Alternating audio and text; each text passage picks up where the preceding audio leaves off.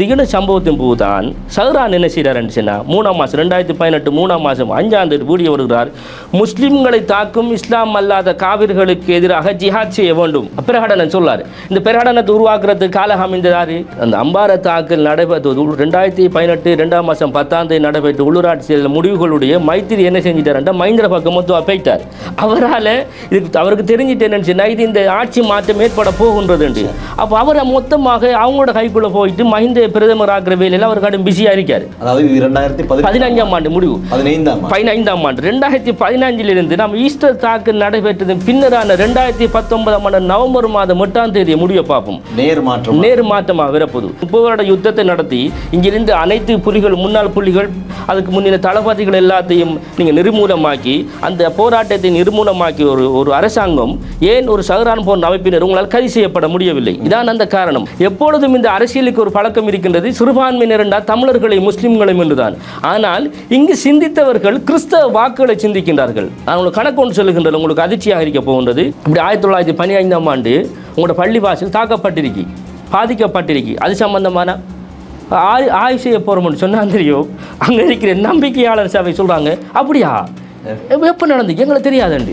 கண்மணி நாயகம் ஸல்லல்லாஹு அலைஹி வஸல்லம் அவர்கள் மதீனாவிலிருந்து இலங்கைக்கு வந்து பிரச்சாரம் செய்துவிட்டு போனார்ன்னு சொல்லி இங்கே இருந்த இஸ்லாமிய நாகரிகத்தை இவர்கள் உடைத்து விட்டார்கள், சிங்கள பௌத்தர்கள் உடைத்து அழித்து விட்டார்கள் என்று ஜும்மா பிரசங்கம் மோதுறார். ஓதினா என்ன இருக்கணும், அந்த நிர்வாகம் கூப்பிட்டு இங்கே வாங்க மௌலவி எங்கே இதில் ஆதாரம் எங்கன்னு கேட்டிருக்கணுமா இல்லையா? கேட்கல. அந்த விஷயத்தை ஜனாதிபதி விசாரணை குழு சுமார் 10 வருடங்களுக்கு பின்னால் கமிஷன் ரிப்போர்ட்டில் கொண்டு வருது. இப்படி நீங்கள் பேசியிருக்காங்க, எங்கே இதில் ஆதாரம் எங்கே வேண்டாம். முஸ்லீம் தலைமைகள் என்றாலும் சரி, முஸ்லீம் செயற்பாட்டாளர்கள், சிவில் சமூகம் என்றாலும் சரி, ஒவ்வொரு பிரச்சனைக்கு முக்கியத்துவம் கொடுக்க வேண்டும். முக்கியத்துவம் கொடுக்கலன்னு சொன்னால் சஹ்ரான் போண்டாக்கள் ஒவ்வொரு தலைமுறைக்கு வந்து கொண்டே இருப்பார்கள். அவர் அலர்ட்டாக இருக்கணும். இதற்கு பின்னால் பள்ளிவாயல்களிலே ஜும்மா பிரசங்களாக இருக்கட்டும், ஏனைய பொது மேடைகளிலே பேசக்கூடிய விடயங்களாக இருக்கட்டும், பிழையான கருத்துக்களை பேசக்கூடிய நேரத்திலே பொதுமக்கள் அலர்ட்டாக வேண்டும். நான் ஒரு கோரிக்கை இந்த நிகழ்வில் ஒரு நினைச்சுனா, சிறந்த இடத்தேர்வு, காலத்தை வெல்லும் நவீன வடிவமைப்பு மற்றும் உயர்தர கட்டுமானத்தின் நம்பகமான பெயர், நகரத்தின் துடிப்பும் கடற்கரையின் அமைதியும் ஒன்றாக சங்கமிக்கும் இடங்களில் சீரான வாழ்க்கைக்கும் சிறந்த முதலீட்டிற்கும் வடிவமைக்கப்பட்ட குடியிருப்புகள். ப்ளூ ஓஷன் குரூப், உயர்ந்த வாழ்க்கையின் உறுதியான முகவரி. அஸ்ஸலாமு அலைக்கும் வரஹ்மத்துல்லாஹி வபரகாத்துஹு. உங்கள் அனைவர் மீதும் சாந்தியும் சமாதானமும் என்றென்றும் உண்டாவதாக என்ற பிரார்த்தனையோடு ஷார்ட் நியூஸ் வழங்கும் மற்றும் ஒரு ஷார்ட் டாக் நிகழ்ச்சியில் உங்கள் அனைவரையும் சந்திப்பதில் மகிழ்ச்சி அடைகிறேன்.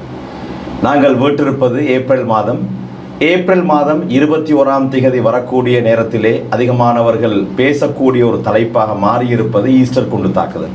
அந்த அடிப்படையிலே ஏப்ரல் மாதம் 21ஆம் தேதி, இந்த வருடம் ஏப்ரல் மாதம் 21ஆம் தேதி இலங்கையிலே ஈஸ்டர் தாக்குதல்கள் மேற்கொள்ளப்பட்டு 7 ஆண்டுகள் நிறைவடையக்கூடிய நிலையிலே இந்த நேர்காணலை நாங்கள் வழங்குகின்றோம். ஈஸ்டர் தாக்குதல் சம்பந்தமான முறையான விசாரணைகள் மேற்கொள்ளப்பட்டு வருவதை இலங்கையிலே இருக்கக்கூடிய பெருவாரியானவர்கள் இப்போது ஏற்றுக்கொள்கிறார்கள். குறிப்பாக மிக அண்மையிலே சுரேஷ் சலேயின் கைதுக்கு பின்னால் பொதுமக்களிடையிலே இந்த அரசாங்கம் ஈஸ்டர் தாக்குதல்களை பொறுத்தவரையிலே ஒரு முறையான விசாரணையை மேற்கொண்டு வருகிறது, ஒரு முறையான தீர்ப்பை இந்த அரசாங்கம் வழங்கும் என்ற நம்பிக்கையை அதிகரித்திருக்கிறார்கள். அதிகமானவர்கள் இந்த அரசாங்கத்திற்கு வாக்களிப்பதற்கு மிக பிரதானமான காரணமாக இருந்த ஒரு வாக்குறுதியாக, அரசாங்கத்தின் வாக்குறுதியாக ஈஸ்டர் தாக்குதல்களின் பிரதான சூத்திரதாரியை நாங்கள் கண்டுபிடித்து அவர்களுக்கு தண்டனை வழங்குவோம் என்று இந்த அரசாங்கம் சொல்லியிருந்தது. அந்த இலக்கை நோக்கி இந்த அரசாங்கம் நகர்ந்து வருவதை, அதாவது அரசாங்கத்தின் செயற்பாடுகள் நகர்வதை மக்கள் ரொம்ப சந்தோஷமாக ஏற்றுக்கொள்ளக்கூடிய ஒரு உண்மையாக இருக்கின்றது. இந்த பின்னணியிலே ஈஸ்டர் தாக்குதல்களின் முறையான விசாரணைகளை திசை திருப்பும் நோக்கிலே பலரும் புத்தகங்களை வெளியிடுகிறார்கள், நிகழ்வுகளை நடாத்துகிறார்கள். முஸ்லிம் பயங்கரவாதம் அல்லது முஸ்லிம் அந்தவாதிய இது பற்றியெல்லாம் நிகழ்வுகள் ஆங்காங்கே நடைபெறுவதை நாங்கள் பார்க்கின்றோம். மாத்திரமல்லாமல் சமூக வலைத்தளங்களிலே மீண்டும் இனவாதத்தை தலை தூக்குவதற்காக, இனவாதத்தை கட்டவிழ்த்து விடுவதற்கான ஏற்பாடுகள் நடைபெறுவதையும் நாங்கள் அவதானித்துக் கொண்டே இருக்கின்றோம். எனவே இந்த சந்தர்ப்பத்தில் நாங்கள் ரொம்ப ஜாக்கிரதையாக இருக்க வேண்டும். இந்த பின்னணியிலே இலங்கை ஈஸ்டர் தாக்குதல்கள் நீதியும் தண்டனையும் என்ற ஒரு புத்தகத்தை நான் மிக அண்மையிலே வாசித்திருந்தேன். அக்கரைப்பற்றைச் சேர்ந்த சட்டத்தரணி சர்ஜூன் ஜமால்தீன் அவர்கள் எழுதியிருந்தார்கள். ஒரு அற்புதமான புத்தகம். ஒரு நீண்ட ஆய்வுக்கு பின்னால் வெளிக்கொண்டு வரப்பட்ட அல்லது எழுதப்பட்ட ஒரு நூலாக அந்த நூலை நான் பார்க்கின்றேன். இது அந்த நூல் பற்றி பேசுவதற்கு சிறந்த காலமாக இருப்பதால் இன்றைய நிகழ்ச்சிக்காக வேண்டி நான் சட்டத்தரணி சர்ஜூன் ஜமால்தீன் அவர்களை அழைத்திருக்கின்றேன். அவர்களும் நீண்ட தூரம் பிரயாணம் செய்து இந்த நிகழ்ச்சிக்காக வேண்டியே எங்களுடைய கலையகத்திற்கு வந்திருக்கின்றார். நிகழ்ச்சிக்குள் அவர்களை சலாம் கூறி அன்போடு வரவேற்றுக் கொள்கிறேன். அஸ்ஸலாமு அலைக்கும் வரஹ்மத்துல்லாஹி வபரகாத்துஹு. வலைக்கும் அஸ்ஸலாம் வரஹ்மத்துல்லாஹி வபரகாத்துஹு. ஈஸ்டர் தாக்குதல்கள் சம்பந்தமான முறையான ஒரு விசாரணை நடைபெறக்கூடிய நிலையிலே உங்களுடைய புத்தகத்தை நான் வாசித்திருந்தேன். முதலிலே இலங்கை ஈஸ்டர் தாக்குதல்கள் நீதியும் தண்டனையும் உங்களுடைய நூலை பற்றி சற்று நீங்கள் சொல்லுங்கள். ஆமாம், நான் முதலாவதாக ஒரு பொறுப்பு துறப்பை சொல்ல வேண்டியிருக்கும். இந்த நூலும் இந்த நேர்காணலுமானது இது நீதிமன்ற விசாரணைகளையோ அல்லது விசாரணையாளர்களின் பன்முகப்பட்ட விசாரணைகளை திசை திருப்பு நோக்கம் கொண்டதல்ல என்று முதலாவதாக பொறுப்பு துறப்பு செய்கின்றேன். ரெண்டாவது, 2019 ஏப்ரல் மாதம் 21 இந்த ஈஸ்டர் தாக்குதல் நடைபெறுகின்றது. இது ஒரு சர்வதேச ரீதியாக ஈர்க்கப்பட்ட, அனைவராலும் முக்கியத்துவம் கொடுத்து பார்க்கப்பட்ட சுமார் 277 பேர் படுகொலை செய்யப்பட்ட, அதாவது 269 பேர் படுகொலை செய்யப்பட்டிருந்தார்கள். தாக்குதல் தாரிகளுடன் 270 பேர் கொல்லப்பட்டிருந்தார்கள். இவ்வாறான ஒரு சம்பவம் நடைபெற்றிருந்தால் அது தொடர்பான முதல் இன்ஃபர்மேஷன், முதல் தகவல்களை நாம் கலெக்ட் பண்ண வேண்டியிருக்கும். அவ்வாறான சில விஷயங்களை செய்தால்தான் அடுத்து வரும் ஆய்வாளர்களுக்கும் அடுத்து வரும் விசாரணையாளருக்கும் அதனை முன்கை கொண்டு செல்வது இலகுவாயிருக்கும். உதாரணமாக இந்த 30 வருட யுத்தம் தொடர்பில் நான் ஒரு நூலை ஒன்று எழுதியிருந்தேன். சாட்சியமாகும் உயிர்கள், விடுதலை புலிகளால் மற்றும் தமிழ் ஆயுத இயக்கங்களால் முஸ்லிம் சமூகத்துக்கு ஏற்பட்ட இழப்புகள் தொடர்பில் நாம் 2013 அந்த ஆய்வு காலத்துக்கு போகும்போது அங்கு எவிடன்ஸ் எதுவும் இருக்கவில்லை. பாதிக்கப்பட்டார்கள் கூட பல பேர் மரணித்திருந்தார்கள். அது முஸ்லிம்கள் என்றாலும் சரி, தமிழர்கள் என்றாலும் சரி. அந்த ஒரு அனுபவத்தை கொண்டுதான் ஈஸ்டர் தாக்குதல் நடைபெற்ற பொழுதே நான் என்ன செய்தேன், இந்த விடயத்தில் முக்கியத்துவம் கருதி நாம் ஆய்வு செய்ய வேண்டும் என்று தான் ஆரம்பித்திருந்தேன். அதனை பிற்பட்டு சுமார் ஒரு 5 வருடங்கள் ஆய்வு செய்து வல்லவத்தில் இருக்கும் மொழி பப்ளிகேஷன் நிறுவனத்தினால் இன்று நூலாக ஈஸ்டர் தாக்குதல்கள் நீதியும் தண்டனையும் என்ற ஒரு மிகப்பெரும் நூலாக இன்று கையாளிக்கப்பட்டிருக்கின்றது. ரொம்ப சந்தோஷம். அதாவது குறிப்பாக இலங்கை முஸ்லிம்கள் இந்த ஈஸ்டர் தாக்குதல்கள் பற்றி ஒரு விரிவான விடயத்தை தெரிந்து கொள்ள வேண்டுமாக இருந்தால் நான் நினைக்கின்றேன் இந்த புத்தகத்தை முழுமையாக வாசித்தாலே போதும் என்பது என்னுடைய புரிதல். இன்ஷா அல்லாஹ் ஒவ்வொருவரும் வாசித்ததற்கு பின்னால் அவருடைய கருத்துக்களை நாங்கள் பின்னர் ஒரு காலத்திலே அலசுவோம். அதற்கு முன்னால் இலங்கை முஸ்லிம்களுடைய வரலாற்றை பொறுத்தவரையிலே 1000 காலம் வரலாறு நெடுகிலும் முஸ்லிம்கள் ஆட்சியாளர்களோடு, குறிப்பாக மன்னர்களுடைய காலத்தில் இருந்து இன்று வரையிலே ஆட்சியாளர்களோடு ரொம்ப கண்ணியமாக, அந்நியோன்யமாக, அவர்களுடைய நம்பிக்கையை வென்றவர்களாக இப்படித்தான் முஸ்லிம்கள் வாழ்ந்திருக்கின்றார்கள். ஒருபோதும் எங்களுக்கு இந்த பகுதியை ஒதுக்கி தாருங்கள், அப்படி தாருங்கள், இப்படி தாருங்கள், இப்படியான கோரிக்கைகள் எங்கள் சமூகத்தினால் ஆளக்கூடிய ஆட்சியாளர்களுக்கு வைக்கப்படவே இல்லை. இலங்கை சுதந்திரத்தின் போதும் கூட முஸ்லிம்களுடைய பங்களிப்பை பற்றி முஸ்லிம் அல்லாத நம்முடைய உறவுகள் பேசக்கூடிய நேரத்தில் ரொம்ப பிரமிப்பாக இருக்கும். இப்படி கண்ணியமாக வாழ்ந்த இந்த சமூகத்திலே சிலர் இப்படி ஒரு பாரதூரமான ஒட்டுமொத்த சமூகத்திற்கும் மிகப்பெரிய ஒரு இழுக்கை எடுத்து வைக்கக்கூடிய ஒரு இழி செயலுக்கு எப்படி தள்ளப்பட்டார்கள்? நிச்சயமாக நாம் இந்த விஷயத்தை ஈஸ்டர் தாக்குதல்கள் அது சஹ்ரானோடு நம்ம மட்டுப்படுத்த முடியாது. அதற்கு முன்னரான ஒரு நூற்றாண்டு காலத்துக்கு நாம் பயணிக்க வேண்டியிருக்கின்றது. ஏனென்றால் இங்குள்ள முஸ்லிம்களும் சரி, இஸ்லாம் மதமுமானது இன்று நேற்று வந்ததில்லை. சுமார் 1000 வருடங்கள் அதுக்கு பழமையான ஒரு வரலாறு, நீண்டகால வரலாறு இருக்கின்றது. ஆய்வார் லோனா தேவராஜா உட்பட, சுக்ரி உட்பட பலர் அதை பற்றி குறிப்பிட்டிருக்கிறார்கள். என்னன்னு சொன்னால் முஸ்லிம்களுக்கு ஒரு 1000 வருட பூர்வீகம் இருக்கின்றது. ஆனால் அந்த பூர்வீகத்தை எடுத்து பார்த்தால் முஸ்லிம்கள் இலங்கைக்கு மதத்தை பரப்ப வரவில்லை.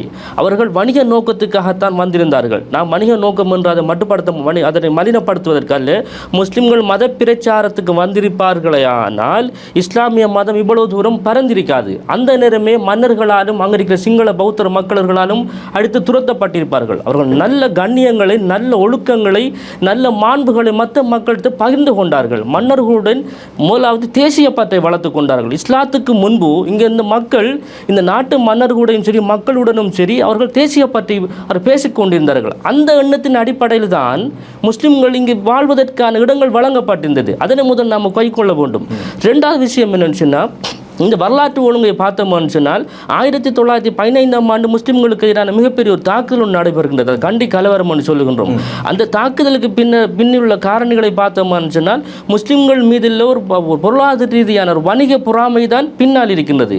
ஆனால் சிங்கள பௌத்த தேசிய சக்திகள் அதனை ஒரு மத ரீதியான ஒரு முரண்பாடாகத்தான் காட்டிக்கொண்டார்கள்.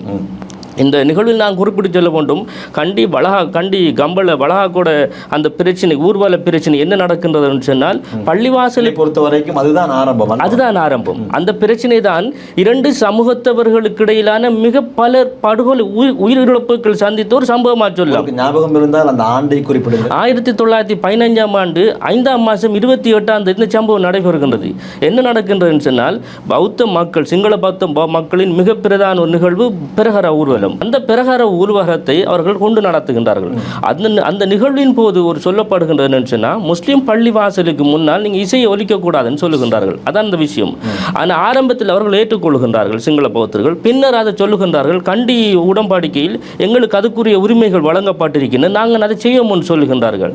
ஆனால் அங்கிருந்த வெள்ளைக்கார பிரித்தானிய ஆட்சியாளர்கள் சொல்லுகின்றார்கள் என்னன்னு சொன்னால், நீங்கள் அப்படி நடத்த முடியாது என்று அவர்கள் முஸ்லீம்களின் பக்கம் நிற்கின்றார்கள். நாம் எடுத்துக்கொண்டால் இங்குள்ள சிங்கள பௌத்தர்கள் 2000 வருடங்களாக அவர் மதத்தின் ஒரு அங்கம் பிரகாரம் நடத்துறது, இசையை ஒலிக்கிறது. ஆனால் முஸ்லீம்களில் ஒரு சாரார் சொல்லுகிறார்கள், இசையை நீங்கள் ஒலிபரப்பக்கூடாது பள்ளிவாசலுக்கு முன்புன்னு சொல்கிறார்கள். அப்போ இந்த நேரத்தில் சிங்கள பௌத்தர்கள் என்ன செய்கின்றார்கள் சொன்னால், மாவட்ட நீதிமன்றத்துக்கு போகின்றார்கள். அங்கே மாவட்ட நீதிமன்றத்தில் சிங்கள மக்களுக்கு சார்பாக வழக்கு தீர்ப்பு வழங்கப்படுகின்றது. ஆனால் முஸ்லீம்கள் உயர் நீதிமன்றத்துக்கு அப்பீல் செய்கின்றார்கள். அங்கு முஸ்லீம்களுக்கு சார்பாக நீதி வழங்கப்படுகின்றது. உடனே பிரித்தானிய கவர்மெண்ட் என்ன செய்யணும்னா, முஸ்லிம்களின் பக்கம் நின்று சொல்லுகின்றனர், இசையை நீங்கள் ஒலிபரப்பக்கூடாது, இசை ஒலிபரப்புவதற்கு எதிரான சட்டத்தை கொண்டு வருகின்றார்கள். சிங்கள பௌத்த மக்கள் பார்க்கின்றார்கள், முஸ்லிம்கள் சிறுபான்மையினராக இருந்து கொண்டு, மிகவும் குறுகிய ஆக்கள் இருந்து கொண்டு இந்த நாட்டின் பூர்வீக குடியை என்ன செய்கிறார்கள், கட்டுப்படுத்த வருகின்றார்கள் என்று. ஆனால் பிரித்தானிய அரசாங்கம் உண்மையில் நீதமாக நடந்திருக்க வேண்டும் என்றால் சிங்கள பௌத்த மக்களுக்கு அந்த பிரகராவை நடத்துவதற்கான பூரண அனுமதியை வழங்கியிருக்க வேண்டும். ஆனால் அவர்கள் என்ன செய்தார்கள், முஸ்லிம்களை தூண்டிவிட்டார்கள். இறுதியாக அந்த சம்பவத்தில் சுமார் 116 பேர் படுகொலை செய்யப்படுகிறார்கள். முஸ்லிம்கள் 25 பேர் கொல்லப்படுகிறார்கள். 400 கடைகள், அதாவது இங்கே இருக்கிற 5 மாகாணங்களுக்கு அந்த சம்பவம் பரவுகின்றது. சுமார் 350 வீடுகள் எரிக்கப்படுகின்றது. 17 பள்ளி வாசல்கள்.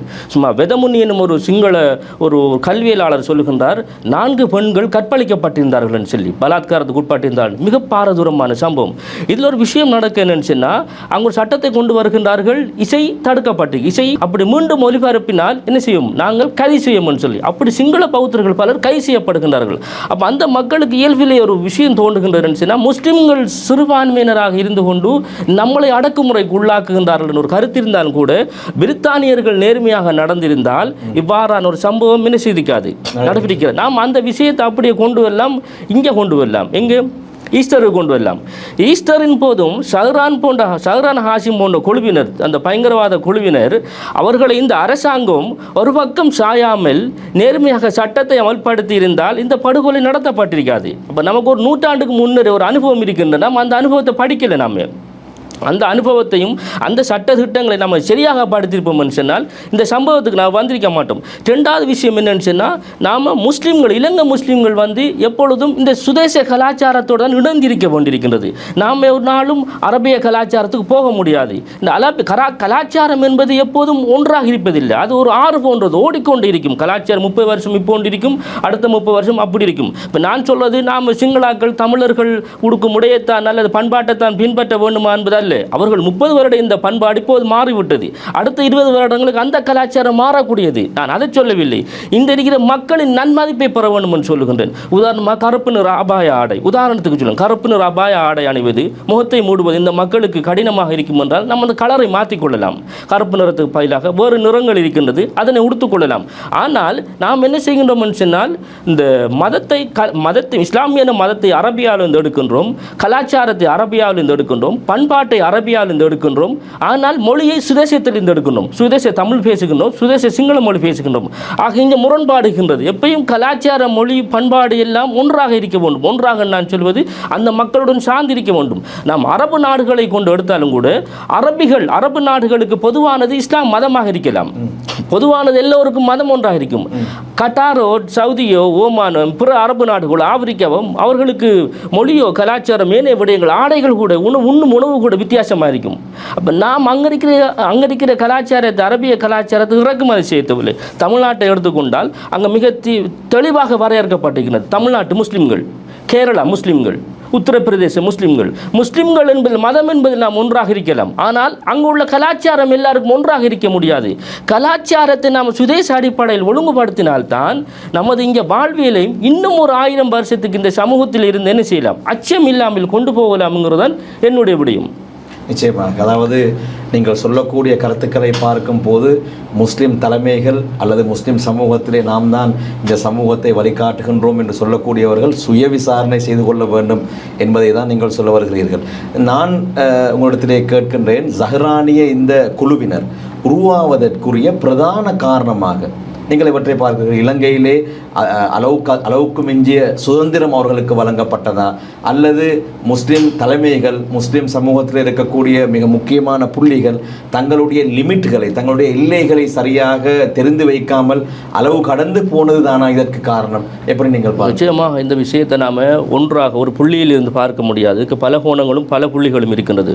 ஒன்று மத பின்னணி இருக்கின்றது, இஸ்லாமிய மத பின்னணி காரணம் இருக்கின்றது, அரசியல் பின்னணி காரணம் இருக்கின்றது, பொருளாதார பின்னணி காரணம் இருக்கிறது, அடுத்த சட்ட விசாரணையாளர்கள் பின்னணிகள், இப்படியான பன்முகத்தை கொண்டு நம்ம அதை பார்க்க வேண்டியது. உதாரணமாக சௌராம் போன்ற வளர்ந்ததுக்குரிய முக்கியமான காரணம் இந்த யுத்தம் நடைபெற்ற நேரங்களில் இந்த விசாரணையாளர்கள் அல்லது புலனாய்வு பிரிவினர் அல்லது படையினர் முஸ்லிம்களை பயன்படுத்தினார்கள், முஸ்லிம்களை புலனாய்வு பிரிவினராக பயன்படுத்தினார்கள். அதுக்கு காரணம் என்னென்னா, முஸ்லிம்கள் புலிகள் போன்ற இயக்கங்களால் பாதிக்கப்பட்டிருக்கிறார்கள், பல படுகொலைகளை சுமந்திருக்கின்றார்கள். அவர்களுக்கு இருக்கின்ற ஒரே தெரிவு என்னன்னு சொன்னால் படையினுடன் சார்ந்து இயங்குவதாகத்தான் இருந்தது. அப்போ அந்த 30 வருடத்தில் செயற்பட்ட முஸ்லிம் இளைஞர்கள் யுத்தம் முடிவடைந்த போது அவர்கள் என்ன செய்வது என்ற கேள்வி ஏற்படுகின்றது. படையினர் தொடர்ந்து வைத்துக் கொண்டிருந்தார்கள். ஒன்று, அவர்கள் படையினருடன் இருப்பார்களானால் அதற்குரிய சலுகைகளை அவர்கள் பெற்றுக் கொண்டிருப்பார்கள். அரசியல் மிகவும் கவனமாக நோக்க வேண்டியிருக்கிறது. என்றால் இந்த எல்லா விஷயத்தையும் கட்டுப்படுத்தக்கூடிய ஒரு விஷயமாக அரசியல் இருக்கின்றது. ஒரு பிரச்சனை ஏற்படுமாக இருந்தால் அந்த பிரச்சனையை தணிப்பதற்கும் அரசியலால் முடியும், அதனை மீண்டும் தீயூட்டி வளர்ப்பதற்கும் அரசியலால் முடியும். இப்போ சௌரான் போன்றவர்கள் காத்தாங்குடி அடிப்படையாக கொண்டிருந்தார்கள். இந்த காத்தாங்குடி என்பது இந்த ஈஸ்டர் பிரச்சனை மட்டுமல்ல, இலங்கையிலே நடைபெற்ற முக்கியமான 3 விடயத்தில் காத்தாங்குடி பிரதான மையமாக அமைகின்றது. இப்போ 30 வருட யுத்தத்தை எடுத்தால் காத்தாங்குடி பிரதான இடம். அங்கே படுகொலை, பள்ளிவாசலில் படுகொலை நடைபெற்றிருக்கின்றது. குருக்கள் மடத்தில் அச்சாட்சிகள், மனித புதைகுழிகள் இருக்கின்றது. 2வது விஷயம் என்னன்னு சொன்னால் சௌரானின் தாக்குதல். சௌரானும் அங்கே இருந்த பேஸ் பண்ணித்தான் வந்திருக்கிறார். 3வது விஷயம், ஆத்தில் என்னும் ஒரு காத்தாங்குடி இளைஞன் தான் நியூசிலாண்டில் ஒரு தாக்குதலை மேற்கொண்டது. அப்போ அங்கே இதோட சம்பந்தப்பட்ட 3 விஷயங்கள் அங்கே இருக்குது. அடுத்த விடயம் என்னச்சுன்னா, காத்தாங்குடியில் சௌரான் இயங்கும்போது 2006ஆம் ஆண்டு சௌரானின் பிரச்சாரங்கள் வருகின்றது. வரும்போது அந்த காலத்தில் இருந்த அமைப்புகள், சூஃபி அமைப்புகள், வேறு கலப்பு இஸ்லாமிய செயற்பாடுகள் எல்லாத்தையும் அவர்கள் இயல்பாக எதிர்க்கிறார்கள். எதிர்த்தால் அதனை ஒரு பொறுமுறையின் கீழ் கொண்டு வந்து நிறுத்தி அதை பேச்சுவார்த்தைக்கு அமைப்பதற்கான அரசியல் செயற்பாடுலாம் அங்கே இருக்கவில்லை. அதனை இவர்களும் தேவை, அரசியல் பிரதிநிதிகளுக்கு அவர்களும் தேவை, அந்த அமைப்பினரும் வாக்குகளும் தேவை, இந்த அமைப்பினரும் வாக்குகள் தேவை. இங்கே இருக்கிற பிரச்சனை என்னச்சுன்னா, இதை கையாளுவதற்கான பொறுமுறை ஒன்றை அங்கே உருவாக்கவில்லை. அடுத்த விஷயம் என்னச்சுன்னா, சௌரான்ற செயற்பாட்டில் நான் பார்க்கும்போது என்னச்சுன்னா, 2014ஆம் ஆண்டு 10ஆம் மாதம் அங்கே ஒரு ஏனைய இஸ்லாமிய பிரிவுக்குள்ளிக்கிற ஏறியோரோட தாக்கல் மேற்கொள்ளப்படுகிறது. அவருக்கு 2014 அப்துல் மௌலவி சார்ந்த இன்னொரு குழு வழக்குகள் அவருக்கு மேலே போடப்படுகிறது. 2017 மார்ச் 10ஆம் தேதியான் அப்துல் மௌலவியோட முரண்பாடு ஏற்படுகிறது. அந்த நேரம் தான் என்ன நடக்குன்னு சொன்னால், அவருக்கு எதிராக வழக்குகள் தாக்கல் செய்யப்படுது. வழக்கு இலக்கம் 276B சொல்லி அந்த வழக்கு இலக்கம் போகுது. அப்போ அந்த நேரமாவது 2017 இந்த இருக்கிற அரசியல் தலைமைகள் ஏன் காத்தாங்குடியில் இப்படி பிரச்சனை நடந்தது, இங்கே நீங்களும் வாங்க என்ன நடந்த பேச்சுவார்த்தைக்கு இல்லை. நம்ம விசாரணைகளை மேற்கொண்டு வரப்போல பார்த்தா அன்றைக்கி நிறைய தலைவர்மார் சௌரானோட தொடர்பாட்டிருந்தாக சொல்கின்றார்கள். ஆனால் அவர்களை தலைவர்களை குற்றம் சுமத்த முடியாது. ஏனென்றால் இலங்கை அரசாங்கம் இப்போ சௌரான் ஒரு பயங்கரவாதி என்ற ஒரு வெளியிட்டிருந்தால் எந்த அரசியல் தலைமைகளும் போய் அவரோட சேர்ந்திருக்க மாட்டார்கள். அப்படியான ஒரு விஷயம் ஒன்று இல்லை என்பதனால்தான் அவர்கள் என்ன செஞ்சார், போய் உறவுகள் ஏற்படுத்தினார்கள். அடுத்த விஷயமா 2017 மார்ச் மாதம் 10ஆம் தேதி நடந்த சம்பவத்தில் சிலர் கைது செய்யப்படுகிறார்கள், சிலர் காணாமல் போகின்றார்கள். அது சஹ்ரான் முரால். அப்போ சஹ்ரான் 2017 மார்ச் மாதம் 10ஆம் தேதியிலிருந்து 2019 ஏப்ரல் 21ஆம் தேதி வரை அவர் கைது செய்யப்படவில்லை. அப்போ அவர் வளர்ச்சிக்கு பின்னால் ஒரு படையினர் இருக்கிறார்கள் என்ற கேள்வியை தான் முன்வைக்கின்றோம். இப்போ எவ்வளவு சம்பவங்கள் 30 வருட யுத்தத்தை நடத்தி இங்கிருந்து அனைத்து புலிகள், முன்னாள் புலிகள், அதுக்கு முன்னின தளபதிகள் எல்லாத்தையும் நீங்கள் நிர்மூலமாக்கி அந்த போராட்டத்தை நிர்மூலமாக்கி ஒரு அரசாங்கம் ஏன் ஒரு சஹ்ரான் போன்ற அமைப்பினர் உங்களால் கைது செய்யப்பட முடியவில்லை? இதான் அந்த காரணம். அப்போ இப்படியான ஒவ்வொரு செயற்பாடுகளும் தான் சஹ்ரான் போன்றவர்களுக்கு முன்னுரிமை அளிக்கின்றது. அதில் முக்கியமான விஷயம் சொல்ல வேண்டும். 2016ஆம் ஆண்டு நவம்பர் 18ஆம் தேதி விஜயதாச ராஜபக்ஷ ஒரு பாராளுமன்றத்தில் ஒரு ஸ்டேட்மெண்ட் போடுறார். நன்கு கல்வி கற்ற 32 இலங்கை முஸ்லிம்கள் ISIS அமைப்பில் இருக்கின்றார்கள் சொல்லுகின்றார். சிரியாவுக்கு சென்றிருந்தார் சொல்லுகின்றார். சொன்னால் நம் முஸ்லீம் தலைமைகளின் வேலை என்ன? அதில் அந்த கருத்தை உடனடியாக கேட்டு முஸ்லீம் கல்வியாளர்களை, ஆய்வாளர்கள் உடனடியாக கூட்டி ஒரு கலந்துரையாடலை மேற்கொண்டு யார் சென்றிருக்கா, எங்கே சென்றிருக்கிறாங்க, இந்த கருத்து உண்மையா, அவரையும் கூப்பிட்டு கேட்டிருக்கணும். ஆனால் அங்கிருந்த முஸ்லீம் பாராளுமன்ற உறுப்பினர்களும் முஸ்லீம் தலைவர்களும் என்ன செய்தார்கள்? அதற்கு எதிராக பயங்கரமாக காட்டமாக அறிக்கை விட்டிருந்தார்கள். விஜயதாசாவுக்கு எதிராக அறிக்கை விட்டிருந்தார்கள். காத்தாங்குடி மட்டக்களப்பை சேர்ந்த ஒரு முஸ்லீம் பாராளுமன்ற உறுப்பினர் சொன்னார், இவ்வாறு செய்தால் முஸ்லீம் இளைஞர்கள் ஆயுதம் தூக்குவார்கள் என்று சொன்னார். அப்போ ஒன்றை சிந்தனைத்துவமாகத்தான் நாம் அணுக முடியும். நான் அப்படித்தான் அணுகுவேன். எதையும் சிந்தனை ரீதியாகத்தான் அணுக முடியும். கொதிப்படைந்த ரீதியாக இளைஞர்களை நாம் என்ன செய்ய முடியாது. அந்த அரசியல் தலைவர் அப்படி பேசுகிறார், அவருடைய மகன் ஆயுதம் தூக்க அனுமதிப்பாரா? அனுமதிக்க மாட்டார். ஆக இங்கே இருக்கிற பிரச்சனை என்னன்னு, இதுக்கு எதிராக கவுண்டர் பண்ணினா வாக்கு எவ்வளவு கூடுமைங்கிற பிரச்சனை. இதுக்கு எதிராக செயற்பட்ட வாக்கு எவ்வளவு நமக்கு அதிகரிக்கும், நமக்கு ஆதரவு வழங்குவோம், அடுத்த எலெக்ஷனுக்கு என்னங்கிற இப்படியான சிந்தனையில் இருந்த மனுஷன்னா இந்த சமூகத்தையோ இல்லாட்டி இந்த நாட்டையோ நம்ம கட்டி எழுப்ப முடியாது. நம்ம பொது புத்தியிலிருந்தான், பொதுவான தன்மையிலிருந்தான் நம்ம இயங்க வேண்டியிருக்கிறது. ஆக சஹ்ரான் வளர்ச்சிக்கு பின்னால் இப்படியான ஒவ்வொரு விஷயங்களும் என்ன செய்து, அது முக்கியமான விஷயத்தை சொல்ல வேண்டும். இந்த உலக குளோபலைசேஷன், இந்த பூகோள அரசியலும் கூட சஹ்ரான் வளர்ச்சிக்கு மிக பிரதானமாக இருக்கின்றது. இஸ்லாமிய ஜிஹாத், இஸ்லாமிய அடிப்படைவாதம், ISS எங்கள் இப்படியான கருத்துக்கள் உலக ரீதியாக பிரபல்யம் அடைஞ்சிருந்தங்கிறதால அதை டைரெக்டாக இறக்குமதி செய்யப்பட்டு இலங்கையிலும் அதை பயன்படுத்துறதுக்கு பௌத்த பேரினவாத சக்திகளுக்கு ஈஸியாக இருந்துச்சு. அப்போ அதை நாம் எப்படி அணுகிக்க வேண்டும்? இப்போ 2018ஆம் ஆண்டு 2ஆம் மாதம் 28ஆம் தேதி அம்பாறையில் கொத்து ரோட்டிக்குள்ளே இந்த கருக்கலைப்பு மாத்திரைக்குன்னு சொல்லி பெரிய தாக்குதலை மேற்கொள்ளப்பட்டுச்சு. உடனடியாக முஸ்லீம் தலைமை, நாம் ஏன் முஸ்லீம் தலைமைகளை சொல்லுகின்றது என்று அவர்கள் தான் இதுக்கு பின்னாலும் இதுக்கு பிறகு வழிநடத்த போகின்றார்கள். நான் ஒவ்வொரு சந்தர்ப்பத்தை நாம் என்ன செய்ய வேண்டும், கவனமாக அணுக வேண்டியிருக்கின்றது. அப்போ அவர் என்ன சொல்லியிருக்க வேண்டும்? அவியல் பேப்பர் ஒன்றில் விளம்பரத்தொன்று, பெரிய விளம்பரத்தை போட்டு, இன்னாங்கோ இலங்கையில் இருக்கிற இங்கே வாங்கோ, ஆய்வு நிறுவனங்கள் வாங்கோ, அரசாங்க நிறுவனங்கள் வாங்கோ, கற்பப்பைக்குள்ளே கொத்துக்குள்ளே கற்பப்பை போட்டு ஒரு பெண்ணின் கற்பத்தை நம்ம அளிக்கலாமா? அப்படியான சந்தர்ப்பம் அம்பாறையில் இடம் பெற்றிருந்தா அந்த ஆய்வை முன்னிறுத்துங்கிற ஒரு விளம்பரம் போட்டிருந்தா எல்லாரும் யோசிச்சிருப்பாங்க. நாம் பாராளுமன்றத்தில் இருக்கிற விசேட சலுகைகளை நாம் அறிக்கை விடுவதற்கு தான் பயன்படுத்துகின்றோம். இது போன்ற ஒரு புத்தகத்தையோ இது போன்ற ஒரு ஆவணங்களை கொண்டு வந்து இப்படி இருக்கின்றவங்களால் சொல்ல முடியுமா? நீங்கள் வாசித்திருக்கின்றீர்கள் எப்பயாவது? இந்த புத்தகம் வெளிப்பாட்டு எவ்வளோ நாள் அப்போ? 2 வருஷம். ஒரு முஸ்லீம் தலைவர் இதுக்கு பிறகு வந்து இந்த புத்தகம் ஒன்று எழுதிக்கு, தம்பி நீங்கள் ஏன் எழுதிருக்கீங்க, லோயர் நீங்கள் ஏன் எழுதினு, உங்களார் எழுத சொன்னது, இல்லை எவ்வளவு பிழை இருக்கு, எவ்வளவு சரி இருக்குது, இது என்ன பிரச்சனை நீங்கள் கேட்டிருக்கீங்களா? ஒரு பக்கத்தை வாசிச்சிருக்கீங்களா? இல்லாவிட்டால் நீங்கள் எப்படி இந்த சமூகத்தை நீங்கள் வழிநடத்த முடியும்? ஆக சஹ்ரான் வளர்ச்சி என்பது இப்படியான பல்வாக்க காரணிகளின் பின்னணியால் தான் உருவாகின்றது. நாம் இதனை ஒரு படிப்படையாக கொண்டு 1915ஆம் ஆண்டு சம்பவத்தை படிப்படையாக கொள்ளாமல் நாம் இந்த பெரிய நிகழ்வை நடத்தியிருக்கின்றோம். இப்படியான சம்பவங்களை நாம் படிப்படையாக கொண்டு இதற்கு பின்னரான ஒரு ஜெனரேஷனை நாம் என்ன செய்யணும், வழிநடத்த வேண்டியிருக்கின்றது. நிச்சயமாக பல காத்திரமான கருத்துக்களை சட்டத்தரணி அவர்கள் சொல்கிறார்கள். அதாவது இந்த ஈஸ்டர் தாக்குதல் இலங்கையிலே ஏன் மேற்கொள்ளப்பட்டது என்ற விடயத்தை பெருவாரியாக பெரும்பான்மை சமூகமே இப்போது தெரிந்துவிட்டது. அன்று இடம்பெற்ற கேபினட் ஊடகவியலாளர் சந்திப்பிலே உதய கம்மன் பிளவின் புத்தகத்தை பற்றி நான் கேட்கும் போது வெளிவிவகார அமைச்சர் மிக சுருக்கமாக சொன்ன விடயம், உதய கம்மன் பிளவின் நூல் வெளியீட்டு விழாவின் முன் வரிசையிலே பிரதான சூத்திரதாரி இருந்தார் என்று சொல்லிவிட்டார். எனவே இது எந்த காரணத்துக்காகவே நடாத்தப்பட்டது என்ற விடயங்கள் எல்லாம் உலகறிந்த உண்மை. ஆனால் நாங்கள் சுய விசாரணை செய்ய கடமைப்பட்டிருக்கின்றோம் ஒரு சமூகமாக. இதற்கு பின்னாலும் நாங்கள் கௌரவமாக வாழ வேண்டுமாக இருந்தால் நீங்கள் சொல்லக்கூடிய இந்த விடயங்களின் பக்கம் கண்டிப்பாக அவதானம் செலுத்தப்பட வேண்டும். அதாவது இலங்கை முஸ்லிம்களுடைய தொண்டு தொட்டு வரக்கூடிய கலாச்சாரம், முஸ்லிம்கள் மிகப்பெரிய ஒரு குற்றச்சாட்டு சொல்லப்பட்டது, முஸ்லிம்கள் மூடுண்டு வாழ்கிறார்கள், அவர்கள் தனித்துவமாக அவர்களுடைய இடங்களிலே பள்ளிவாயல்களை அமைத்துக் கொண்டு தனிமையுடன் வாழ்கிறார்கள், அவர்கள் பன்மைத்துவ சூழலிலே வாழ விரும்பாதவர்கள், இப்படியான குற்றச்சாட்டுகள் எல்லாம் பகிரங்கமாக சொல்லப்பட்டது. அவற்றை தான் நாங்கள் பேசிக்கொண்டு இருக்கின்றோம். அடுத்ததாக சொல்லுங்கள், இந்த ஈஸ்டர் குண்டு தாக்குதல் அதை மேற்கொண்டவர்கள் சஹரானிய கும்பல் தான். அந்த குழுவிலே இருந்த 6 or 7 பேர் தான் இதனை செய்தார்கள் என்பதில் எந்த விதமான மாற்று கருத்தும் இல்லை. ஆனால் இதனை இந்த குழுவை பயன்படுத்தி ஆட்சியை பிடிக்க வேண்டும் அல்லது இலங்கையிலே மிகப்பெரிய ஒரு ஆட்சி மாற்றத்தை உருவாக்க வேண்டும் என்று சிலர் திட்டம் தீட்டிதான் இவர்களை பயன்படுத்திக் கொள்கிறார்கள் என்ற விடயம் பரவலாக பேசப்படுகின்றது. அது பற்றி உங்களுடைய புத்தகம் என்ன சொல்கிறது? நிச்சயமாக 2019 ஏப்ரல் மாதம் 21 நடைபெற்ற இந்த பயங்கரவாத சம்பவம், இதனை நாம் ஒரு சம்பவமாக கடந்து செல்ல முடியாது. இதுக்கு பின்னால் உள்ள அரசியல் பரப்பை நாம் மிக தெளிவாக நுணுக்கமாக ஆய்வு செய்ய வேண்டியிருக்கிறது. 2019 உலகத்தில் 2 முக்கியமான தேர்தல்கள் நடைபெற்றது. ஒன்று இந்தியா தேர்தல், 2வது இலங்கை தேர்தல் நடைபெற்றது. இந்தியா தேர்தல் முக்கியத்துவமான தேர்தல், இலங்கை தேர்தல் முக்கியத்துவமான தேர்தல். இந்தியாவில் என்ன நடைபெறுகின்றது என்று சொன்னால் 2019 2ஆம் மாதம் 14 புல்வாமாவில் ஒரு தாக்கல் நடைபெறுகின்றது. நாம் மிக நுணுக்கமாக சொல்ல வேண்டும். புல்வாமா தாக்கல் என்னன்னு சொன்னால், அந்த 2000 இராணுவ வீரர்கள் ஒரு இடத்தில் இன்னொரு இடத்துக்கு நகர்த்தும் போது அங்கே பாகிஸ்தான் பயங்கரவாதிகள் வந்து தாக்கல் மேற்கொண்டதாகவும் 40 CRF வீரர்கள் படுகொலை செய்யப்பட்டான்னு சொல்லப்பட்டது. அந்த சம்பவத்துடன் அந்த இந்தியா அரசியலானது மிகவும் பெரிய அளவில் தீப்பற்ற துவங்கியது. அது வந்து எதற்காக நடத்தப்பட்டதுன்னு சொல்லி மம்தா பானர்ஜி போன்ற தலைவர்கள் எல்லாம் அதற்கு கருத்துக்களை குறிப்பிட்டுள்ளார்கள். தேர்தல் 2019 4ஆம் மாதம் 11 543 தொகுதிகளுக்கு அங்கே மக்களவை தேர்தல் நடைபெறப் போகின்றது.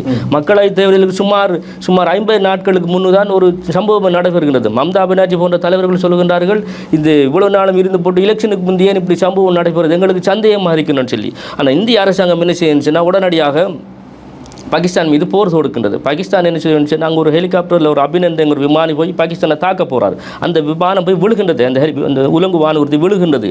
விழுந்தபோது அது அந்த அவர் உடனடியாக அந்த பிற திராவிட்ட நாங்கள் போர் தொடுப்போம் என்று மோடி அரசாங்கம் அந்த போர் தொடுக்க முனைகின்றது. அந்த நேரத்தில் பாகிஸ்தான் பிரதமர் மிகவும் கெட்டித்தனமான ஒரு முடிவு ஒன்று எடுக்கின்ற அந்த விமானம் உடனடியாக அவர் ஒப்படைத்து விட்டார்கள். அந்த பிரச்சனை அப்படி அமுழ்ந்து போகின்றது. ஆக இப்போ தேர்தலுக்கு இப்போ அந்த நேரத்தில் என்ன நடக்குன்னு இஸ்லாமிய அடிப்படைவாதம், இஸ்லாமிய தீவிரவாதம் இந்தியாவை என்ன செஞ்சது, தாக்கி அழிக்க போகுது பிரச்சாரம் அவங்க இந்தியாவில் ஆரம்பிச்சுட்டு. அப்போ அந்த நேரத்தில் 4ஆம் மாதம் 11 தேர்தல் நடைபெறுகின்றது. 4ஆம் மாதம் 11 97 தொகுதிகளுக்கு எலெக்ஷன் முடிஞ்சு 4ஆம் மாதம் 18 இன்னும் 91 தொகுதிகளுக்கு எலெக்ஷன் நடக்க போகுது. 543 இந்த 355 தொகுதிகளை மீதம் இருக்கின்றது. இந்த நேரத்தில் தான் 2019 4ஆம் மாதம் 19 இந்த பயங்கர தாக்கு நடைபெறுகிறது. அது இலங்கையில் நடைபெற்ற தாக்கல், இந்திய பெருநிலப்பரப்பில் நடைபெற்ற ஒரு தாக்கல். அது இலங்கைக்குரிய தாக்கல், இந்திய பெருநிலப்பரப்பில் நடைபெற்ற தாக்கல். அந்த தாக்கு நடைபெற்றவுடன் அங்கே தேர்தல் அறிவிக்கப்பட்டால் எந்த பிரச்சாரம் செய்ய முடியாது. இதான் சட்டம், தேர்தல் சட்டம். ஆனால் இந்த பிரச்சனை, இந்த இஸ்லாமிய தீவிரவாத பிரச்சனை தான் அங்கு அனைத்து தொலைக்காட்சிகளும் விடிய ஒளிபரப்பு செய்யப்பட்டது. எனக்கு ஞாபகம் இருக்கின்றது, மோடி சொல்லியிருந்தார், அதாவது இந்தியா மீண்டும் எம்முடைய ஆட்சிக்கு கீழால் வராவிட்டால் இது போன்ற பயங்கரவாத தாக்குதல்கள் எல்லாம் நடைபெறப் போகின்றது. இதுதான் அங்கே நடந்த பிரச்சாரம். அங்கே நம்ம அந்த தேர்தலை மிக கவனமாக நாம் தேர்தல் முடிவு ஆய்வு செய்யணும்னு சொன்னால் 543 தொகுதியில் 303 தொகுதியை பிஜேபி மோடி அரசாங்கம் தொகுதி வெற்றி வந்தது. 272 தொகுதிகள் இருந்தால் போதுமானது. ஆனால் 31 தொகுதி அதிகமாக இருந்தது. சுமார் 30 வருடங்களுக்கு பிறகு பிஜேபி பெரும்பான்மை ஆட்சியை கைப்பற்றியது. அதாவது நாம் ஆய்வுகளை எடுத்து நோக்கினால் 40% வாக்குகளை மாத்திரம் பிஜேபி பெற்றிருந்தது. அமெரிக்க நியூயார்க் போஸ்ட் சொல்லுது என்னன்னு சொன்னால், வாஷிங்டன் போஸ்ட் நியூயார்க் போஸ்ட் சொல்லுகின்றது, அதிகமான பெண்கள் வாக்களித்தார்கள் சொல்லி. ஏன்? இஸ்லாமிய தீவிரவாத அச்சுறுத்தல். இந்த அச்சுறுத்தலின் ஊடாக அந்த வாக்களிப்பு வீதம் அதிகரித்தது. அதே இந்த சம்பவம் நடைபெற்று சுமார் 4-5 மாதங்களில் 2019 நவம்பர் 8 இலங்கையில் ஜனாதிபதி தேர்தல் நடைபெறுகின்றது. நாம் இந்த தேர்தலை மிகவும் கவனமாக பார்க்க வேண்டும். இதனை நாம் ஜனாதிபதி தேர்தலில் ஒப்பிட முடியாது. இதை கொஞ்சம் டைம் எடுத்தாலும் பரவாயில்லை, நான் சொல்ல வேண்டும். ஜனாதிபதி தேர்தலோடு மாத்திரம் ஒப்பிட முடியாது. 2018 ஆண்டு 2ஆம் மாதம் 8 உள்ளூராட்சி சபை தேர்தல் நடக்கின்றது. 341 தொகுதிகளுக்கு இலங்கையில் உள்ளூராட்சி சபை தேர்தல் நடைபெறுகின்றது. அதில் மஹிந்த ராஜபக்ஷ அணியினர் மாத்திரம் சுமார் 231 தொகுதியை கைப்பற்றாங்க. மாத்திரமல்லாமக்கு 44% விழுக்காடு வாக்குகள் எடுக்கின்றார்கள். சுமார் 49 லட்சம் வாக்குகள்.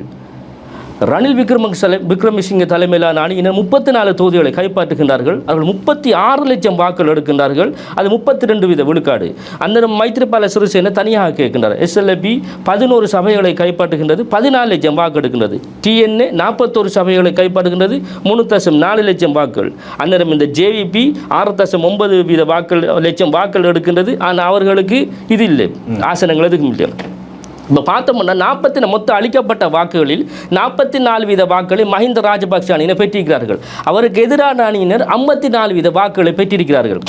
ஆக 49 லட்சம் பெற்ற வாக்குகளை பெற்ற மஹிந்த ராஜபக்ஷ அணியினர் எதிரணியை ஓவர்டேக் பண்ண வேண்டும் என்றால் 11 லட்சம் வாக்குகள் அதிகமாக பெற வேண்டியிருக்கிறது. இப்போ இந்த நேரத்தில் நமக்கு ஒரு கேள்வி வருகின்றது, மைத்ரிபால மஹிந்த ஒரு கூட்டு நடைபெறுகின்ற அந்த காலத்தில் 2018 ஏன்னு சொன்னால் அந்த தேர்தல் முடியும் மைத்திரிக்கு சாதாரண ஒரு அச்சத்தை ஏற்படுத்துகின்றது. அவர் அச்சத்திலிருந்து பார்க்கின்றார் சொன்னால் நாம இவங்க வின் பண்ண போறாங்க. அவங்க உள்ளூராட்சி சபையில் பெரும்பாரியாக வின் பண்ணிட்டாங்க. அடுத்த ஜனாதிபதி தேர்தல் நடைபெற்றால் இவர் தான் வின் பண்ண போறாங்க. நாம் இவங்களோட போய் சேர தான் 2018ஆம் ஆண்டு செப்டம்பர் மாதம் 10ஆம் மாதம் 26ஆம் தேதி மஹிந்த ராஜபக்சவை கொண்டு வந்து பிரதமராக, அரசியலமைப்புக்கு எதிராக பிரதமராக நியமித்தவுடனே இப்போ ஒரு பிரச்சனை வருதுன்னு. இப்போ ஜனாதிபதி தேர்தல் நெருங்குகின்றது.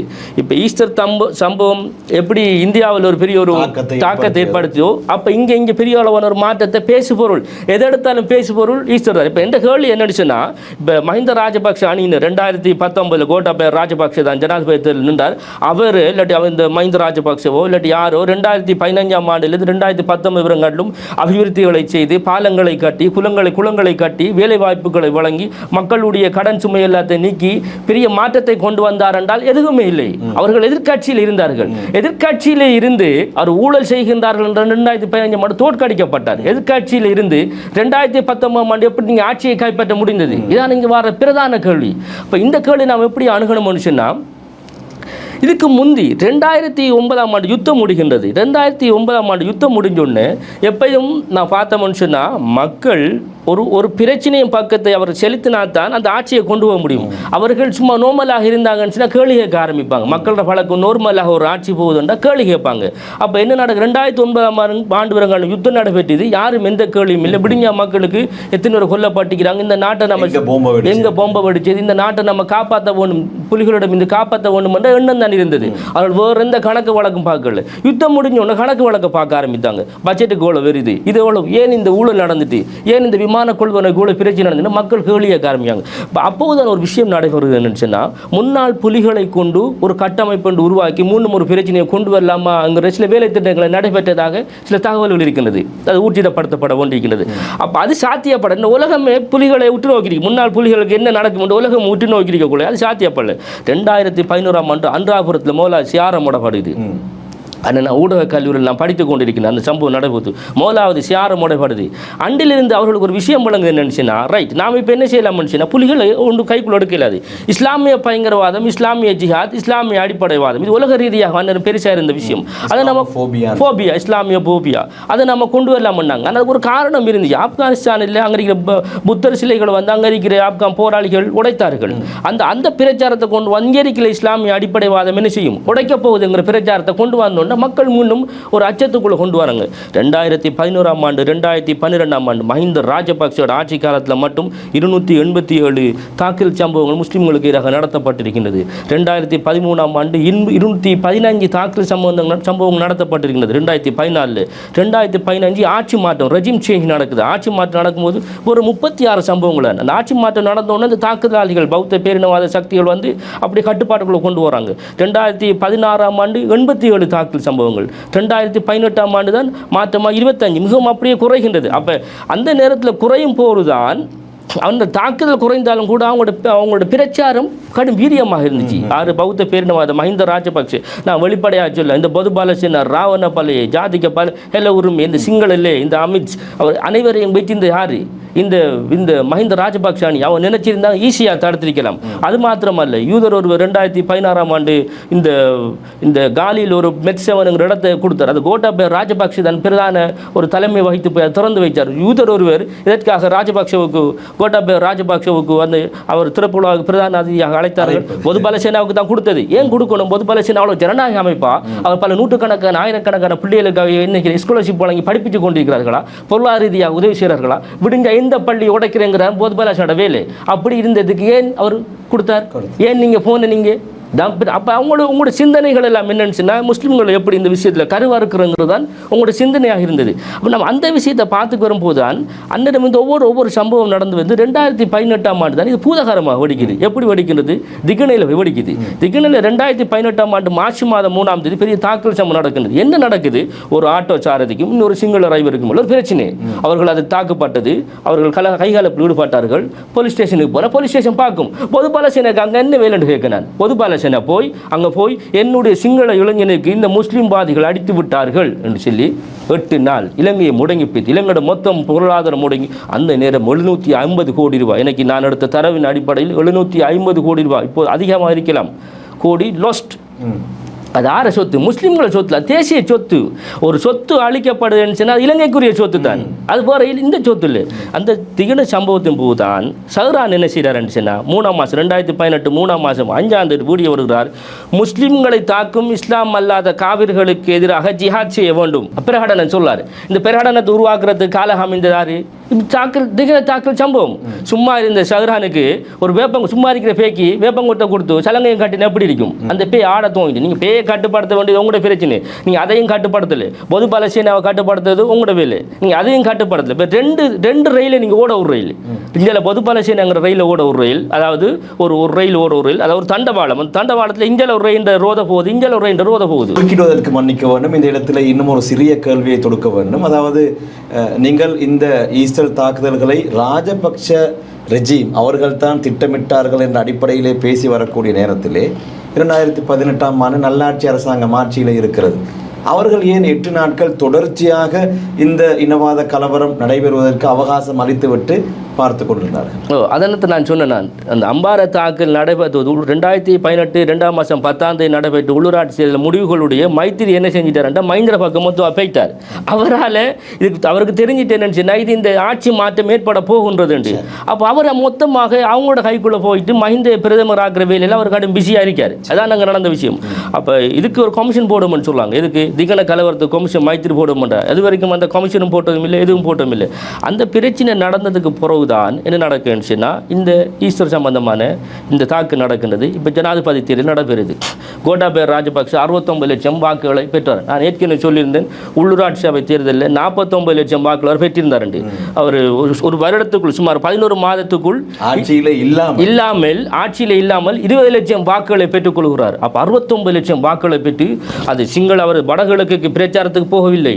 அவர் முஸ்லீம் மக்களை ஓட்டும் இல்லை, அந்த தமிழ் மக்களை ஓட்டும் இல்லை. அவர் ஆட்சியை கைப்பற்றார். எப்படி சாதகமாக இருந்துச்சுன்னா இந்த சம்பவம் அன்று மோடி சொன்னதை போன்று பதவி பிரமாணம் செய்யும் போது ருவான்வெளி சாயவிலே சொன்ன விடயம் உங்களுடைய ஞாபகத்தில் இருக்கு. நிச்சயமாக தனி சிங்கள மக்களுடைய வாக்குகளால் தெரிவு செய்யப்பட்ட ஒரு பௌத்த ஜனாதிபதி என்று சொல்லியிருந்தார். சிறந்த இடத்தேர்வு, காலத்தை வெல்லும் நவீன வடிவமைப்பு மற்றும் உயர்தர கட்டுமானத்தின் நம்பகமான பெயர், நகரத்தின் துடிப்பும் கடற்கரையின் அமைதியும் ஒன்றாக சங்கமிக்கும் இடங்களில் சீரான வாழ்க்கைக்கும் சிறந்த முதலீட்டிற்கும் வடிவமைக்கப்பட்ட குடியிருப்புகள். ப்ளூ ஓஷன் குரூப், உயர்ந்த வாழ்க்கையின் உறுதியான முகவரி. அப்போ நாம் இதை இன்னும் உங்களுக்கு நான் தெளிவாக உறுதிப்படுத்துறதுக்கு சொல்ல வேண்டும்னுச்சுன்னா 2015ஆம் ஆண்டு தேர்தல் முடிவையும் 2019ஆம் ஆண்டு தேர்தல் முடிவையும் பார்ப்போம். உங்களுக்கு ஒரு விஷயத்தை சொல்ல நான் நினச்சேன்னா, கிறிஸ்தவ மக்கள் இலங்கையில் 2 மாகாணங்களில் பெரும்பான்மை இருக்காங்க. ஒன்று மேல் மாகாணம், 2வது வடமேல் மாகாணம். மேல் மாகாணத்தில் 3 மாவட்டம் இருக்குது. கொழும்பு மாவட்டம், கம்பஹா மாவட்டம், களுத்துறை மாவட்டம். வடமேல் மாகாணத்தில் புத்தளம், குருநாகல் மாவட்டம். இந்த 2 சர்ச் எங்கே இருக்குன்னு பார்த்தலன்னு சொன்னால், மேல் மாகாணத்திலேக்கு தாக்கப்பட்ட புனித அந்தோனியார் சேர்ச்சும் தாக்கப்பட்ட கட்டுவாப்பட்டிய நீர்கொழும்பு சேர்ச்சும் எங்கே இருக்குன்னா மேல் மாகாணத்திலேக்கு. அந்த மேல் மாகாணத்திலேக்கு 2 மாவட்டத்திலேருந்து அதிகமான கிறிஸ்தவர்கள் இருக்கின்றார்கள். எப்பொழுதும் இந்த அரசியலுக்கு ஒரு பழக்கம் இருக்கின்றது, சிறுபான்மையினர் என்றால் தமிழர்களை முஸ்லிம்களையும் என்றுதான். ஆனால் இங்கு சிந்தித்தவர்கள் கிறிஸ்தவ வாக்குகளை சிந்திக்கின்றார்கள். நான் உங்களுக்கு கணக்கு ஒன்று சொல்லுகின்றது, உங்களுக்கு அதிர்ச்சியாக இருக்க போகின்றது. 2012ஆம் ஆண்டு மேல் மாகாணத்தில் 50 லட்சம் பேர் வாக்களித்தாங்க சனத்தொகை. அதில் 7 லட்சம் பேர் கிறிஸ்தவ மக்கள். அதில் கொழும்பு மாவட்டத்தில் 2,25,000 பேர் இருக்கிறாங்க. கம்பஹா மாவட்டத்தில் 2,49,000 பேர் இருக்காங்க. மொத்தமாக களத்துறை மாவட்டத்தையும் சேர்த்து 7 லட்சம் பேர் இருக்கிறாங்க. குருநாகல் மாவட்டத்தில் சனத்தொகை 25 லட்சம் 2012 கணக்கெடுப்பை சொல்வேன். அதில் 3,20,000 பேர் கிறிஸ்தவ மக்கள் இருக்கிறார்கள். அப்போ 2015ஆம் ஆண்டு மைத்ரிபால சிறிசேன எல்லா தேர்தலும் வெற்றி பெறார், ஜனாதிபதி தேர்தலில் வெற்றியிட்டுறார். கொழும்பு மாவட்டத்தில் மஹிந்த ராஜபக்சவுக்கும் மைத்ரிபால சிறிசேனுக்கும் உள்ளான இந்த ரிசல்ட்ஸை பார்த்தோம்னு சொன்னால் கொழும்பு மாவட்டத்தில் 5,62,000 வாக்குகள் யார் எடுக்காருன்னு மஹிந்த ராஜபக்ச எடுக்கார். மைத்ரிபால 1,43,000 வாக்குகள் எடுக்கார். மைத்ரிபால 1,62,000 மேலதிக வாக்குகளால் கொழும்பு மாவட்டத்தில் வெற்றி பெறார். நல்ல வழங்கா கம்பஹா மாவட்டத்துக்கு போகிறோம். அங்கே இன்றைக்கி 6,64,000 வாக்குகளை மஹிந்த ராஜபக்ச எடுக்கார். அதே சம அளவான வாக்குகளை மைத்ரிபால சிறிசேன எடுக்கார். அதாவது 4,600 வாக்குகள் தான் மேலதிக வாக்குகள். குருநாகல் மாவட்டத்துக்கு போகும், அவருடைய பேஸ் அந்த 4,76,000 வாக்குகளை வந்து இவர் மஹிந்த ராஜபக்ச போடுறார். இவர் மைத்ரிபால சிறிசேன 80,000 வாக்குகளை பெற்று அவர் வெற்றி கொள்றார். அதாவது 2015ஆம் ஆண்டு முடிவு 15ஆம் ஆண்டு 2015 நாம் ஈஸ்டர் தாக்கு நடைபெற்றது பின்னரான 2019ஆம் ஆண்டு நவம்பர் மாதம் 8ஆம் தேதி முடிவை பார்ப்போம். நேர் மாற்றமாக வரப்போது என்ன முடிவு வருது? 7,27,000 கொழும்பு மாவட்டத்தில் எடுக்கிறார் கோட்டாபய ராஜபக்ச. அதிலிருந்து சஜித்தை விட அவர் 1,67,000 வாக்குகள் அதிகமாக எடுக்கிறார். அது கம்பஹா டிஸ்ட்ரிக்டில் அவர் எடுக்கார் வந்து 8,50,000 வாக்கு கோட்டாபய ராஜபக்ச எடுக்கார். அதாவது இந்த 3,00,000 அது சஜித் பிரேமதாசோட 3,51,000 வாக்கு கம்பஹாவில் அதிகரிக்கின்றது. அடுத்தது 4,74,000 வாக்குகளை வந்து கோட்டாபய ராஜபக்ச போட்டுக்கார் குருநாகல். அதிலிருந்து 2,30,000 வாக்குகள், அதாவது சஜித்தை விட 2,30,000 வாக்குகள் அதிகமாக போடுறார். அதாவது சஜித் பிரேமதாசை விட கோட்டாபய ராஜபக்ச 7,90,000 வாக்குகள் இந்த 3 மாவட்டத்திலும் அதிகமாக எடுக்கார். அது சுமார் 8 லட்சம் வாக்குகள். இந்த 8 லட்சம் வாக்குகள் யாருங்கிறாங்க கேள்வி இங்கே கேள்வி மிக சாதாரணமாக உங்களுக்கு நான் விளங்கப்படுத்துகிறேன். எளிய கணக்கு தான் இது எளிய சூத்திரம். இது பெரிய அளவில் இதுக்கு என்னங்கிற தியரி எல்லாம் ஒன்றும் தேவையில்லை, சாதாரணமான கணக்கை தான் உங்களுக்கு சொல்லிக்கணும். இந்த 8 லட்சம் வாக்குன்னா இந்த 7 லட்சம் அது 2012 கணக்கெடும்படி அதிகூடிய கிறிஸ்தவ மக்கள் வாழ்ந்த இடம்தான் இந்த 3 மாவட்டங்களும். பிள்ளையான் என்ன நடந்தது? மட்டக்களப்பில் பிள்ளையான் சிறைச்சாலைக்குள் இருந்து வெற்றி அடைகின்றார். அவ்வளவு செல்வாக்கனாளா பிள்ளையான்? அவ்வளவு செல்வாக்கனாளா? சியோன் தேவாலயத்தில் தாக்கு நடத்தப்படுகின்றது. அந்த மக்களுக்கு பாதுகாக்கிறதுக்கு, இந்த இஸ்லாமிய தீவிரவாதத்தை பாதுகாக்கிறதுக்கு ஒரு ஆள் தேவை. ஆர் அவர்? அவர் தான் பிள்ளையான தெரிவு செய்யப்பட்டார். அன்னரும் 2024ஆம் ஆண்டு பொதுத்தேர்தலில் ஏன் தோத்த? நீங்கள் அமைச்சராக இருந்து பல சேவைகள் செஞ்சு ஏன் தோத்தேல்? இதான் கேள்வி. கோட்டாபய ராஜபக்ச பல அபிவிருத்திகளை செஞ்சு இந்த ஆட்சியில் வின் பண்ணல. எப்படி வின் பண்ணது? இந்த பாதுகாப்பு அச்சுறுத்தல், இந்த தேர்தல் ஜனாதிபதி தேர்தலுக்கு இந்த ஈஸ்டர் தாக்குதல் நடைபெறாது போயிருந்தால் நீங்கள் சொல்லக்கூடிய இந்த கூற்றுக்கு இன்னும் வலு சேர்க்கக்கூடிய ஒரு விடயம்தான். அந்த காலப்பகுதியிலே கார்டினல் மெல்கம் ரஞ்சித் அவர்கள் கோட்டாபய ராஜபக்சவுக்கு ஆதரவாக இருந்தார் தான் சொல்ல வந்தார். அவருக்கு ஆதரவாக இருந்தார். அவர் பிற்பட்ட காலங்கள் அவர் கருத்துக்கள் மாற்றமாக இருந்தாலும் கூட அவர் வெளிப்படையாக ஆதரவு தெரிவிச்சிருந்தார். அவருக்கு ஆரம்ப கட்டத்தில் அவரும் இஸ்லாமிய பயங்கரவாதத்தின் பெரிய அச்சுறுத்தலாக கருதியிருந்தார்.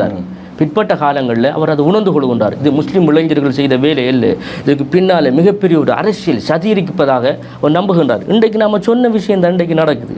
இன்றைக்கு அந்த அரசியல் பின்புலம் என்ன எங்களுக்கு பார்த்து இந்த தேர்தலை கொண்டு நாம் என்ன செய்யலாம்? முடிவுகளை கொண்டு கிறிஸ்தவ மக்களின் வாக்குகள் அது மிக துல்லியமாக வளமையாக கிறிஸ்தவ மக்களின் வாக்குகள் ரணில் விக்ரமசிங்கே தான் போகிறது. அவர் அந்த ஜனாதிபதி 2020 பொது தேர்தலில் அவர் தனியாக கேட்கின்றார். அவருக்கு விழுந்த வாக்கு சுமார் 2,49,000 வாக்குகள். கிறிஸ்தவ மக்கள் தோக்கடிச்சிட்டாங்க. ஏன் தோக்கடிச்சு? எங்களுக்கு பாதுகாப்பு வழங்கலன்னு சொல்லித்தான் உங்களை தோக்கடிச்சது.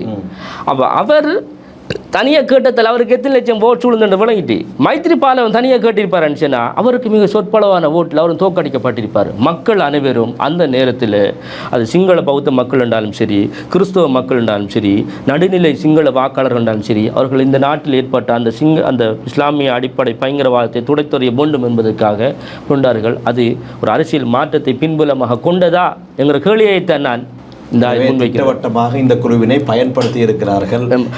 ஒரு கேள்வி ஒன்று இருக்குது.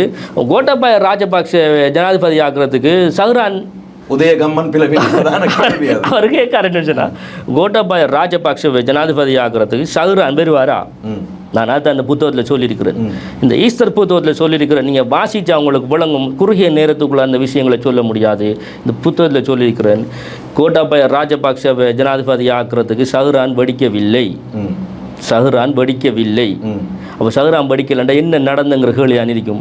அந்த விஷயம் அந்த புத்தகத்தில் இருக்குது. நீங்கள் அந்த விடயங்களை நேயர்கள் புத்தகத்தை வாசித்து பார்த்தா சுருக்கமாக சொல்லுங்கள். உங்களுடைய புத்தகம் நான் இன்னும் ஒரு பகுதியை உங்களோடு பேச இருப்பதனால் இந்த புத்தகத்தில் இருக்கக்கூடிய முக்கியமான விடயங்களை, அதாவது இன்ன பகுதியிலே நான் இந்த புத்தகத்திலே பேசி இருக்கின்றேன் என்று சொல்லக்கூடிய முக்கியமான விடயங்களை ஞாபகப்படுத்துங்க. ஆமாம், இது புத்தகம் 800 பக்கத்தில் இருக்கின்றது. இந்த புத்தகம் அதில் சுமார் 400 பக்கங்கள் இந்த ஈஸ்டர் தாக்குதலுக்கு முன்னரான மத முரண்பாடுகள், எப்படி இந்த மத முரண்பாடுகள் ஏற்பட்டது, அந்த முரண்பாடுகள் ஏற்படும் போது தலைமைகளும் சரி சமூக தலைமைகளும் சரி எப்படி அதை செயற்பட வேண்டும்ங்கிற விடயம். அடுத்து சிங்கள பௌத்தர்கள் முஸ்லிம்கள் தமிழர்களுடன் நான் இருக்கும். அடுத்து யுத்தம் எப்படி வந்துச்சு, அந்த யுத்தத்தில் ஏற்பட்ட அதை எப்படி ஒவ்வொன்றையும் பயன்படுத்தினார்கள் என்கிற பல நீண்ட வரலாற்றோடு சம்பந்தப்பட்டு முன்பகுதி இருக்கின்றது. பிற்பகுதியை நம்ம 10ஆக பிரிக்கின்றோம்.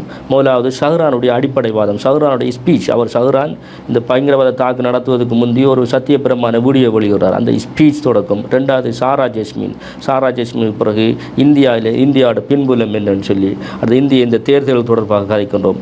அடுத்தது சாய்ந்த மாதிரி தாக்கல் சம்பந்தமாக கதைக்கின்றோம். அடுத்ததுக்கு பின்னரால் இஸ்ரேல் போன்ற மறைவான சக்தியில் சம்பந்தமாக கதைக்கின்றோம். அப்போ இதுக்கு பின்னரான ஒவ்வொரு விஷயத்தை நாம் பார்த்துக்க போகிறோம்னு சொன்னால் இதில் முடிவு ஒன்று கொடுத்துருக்கிறோம்.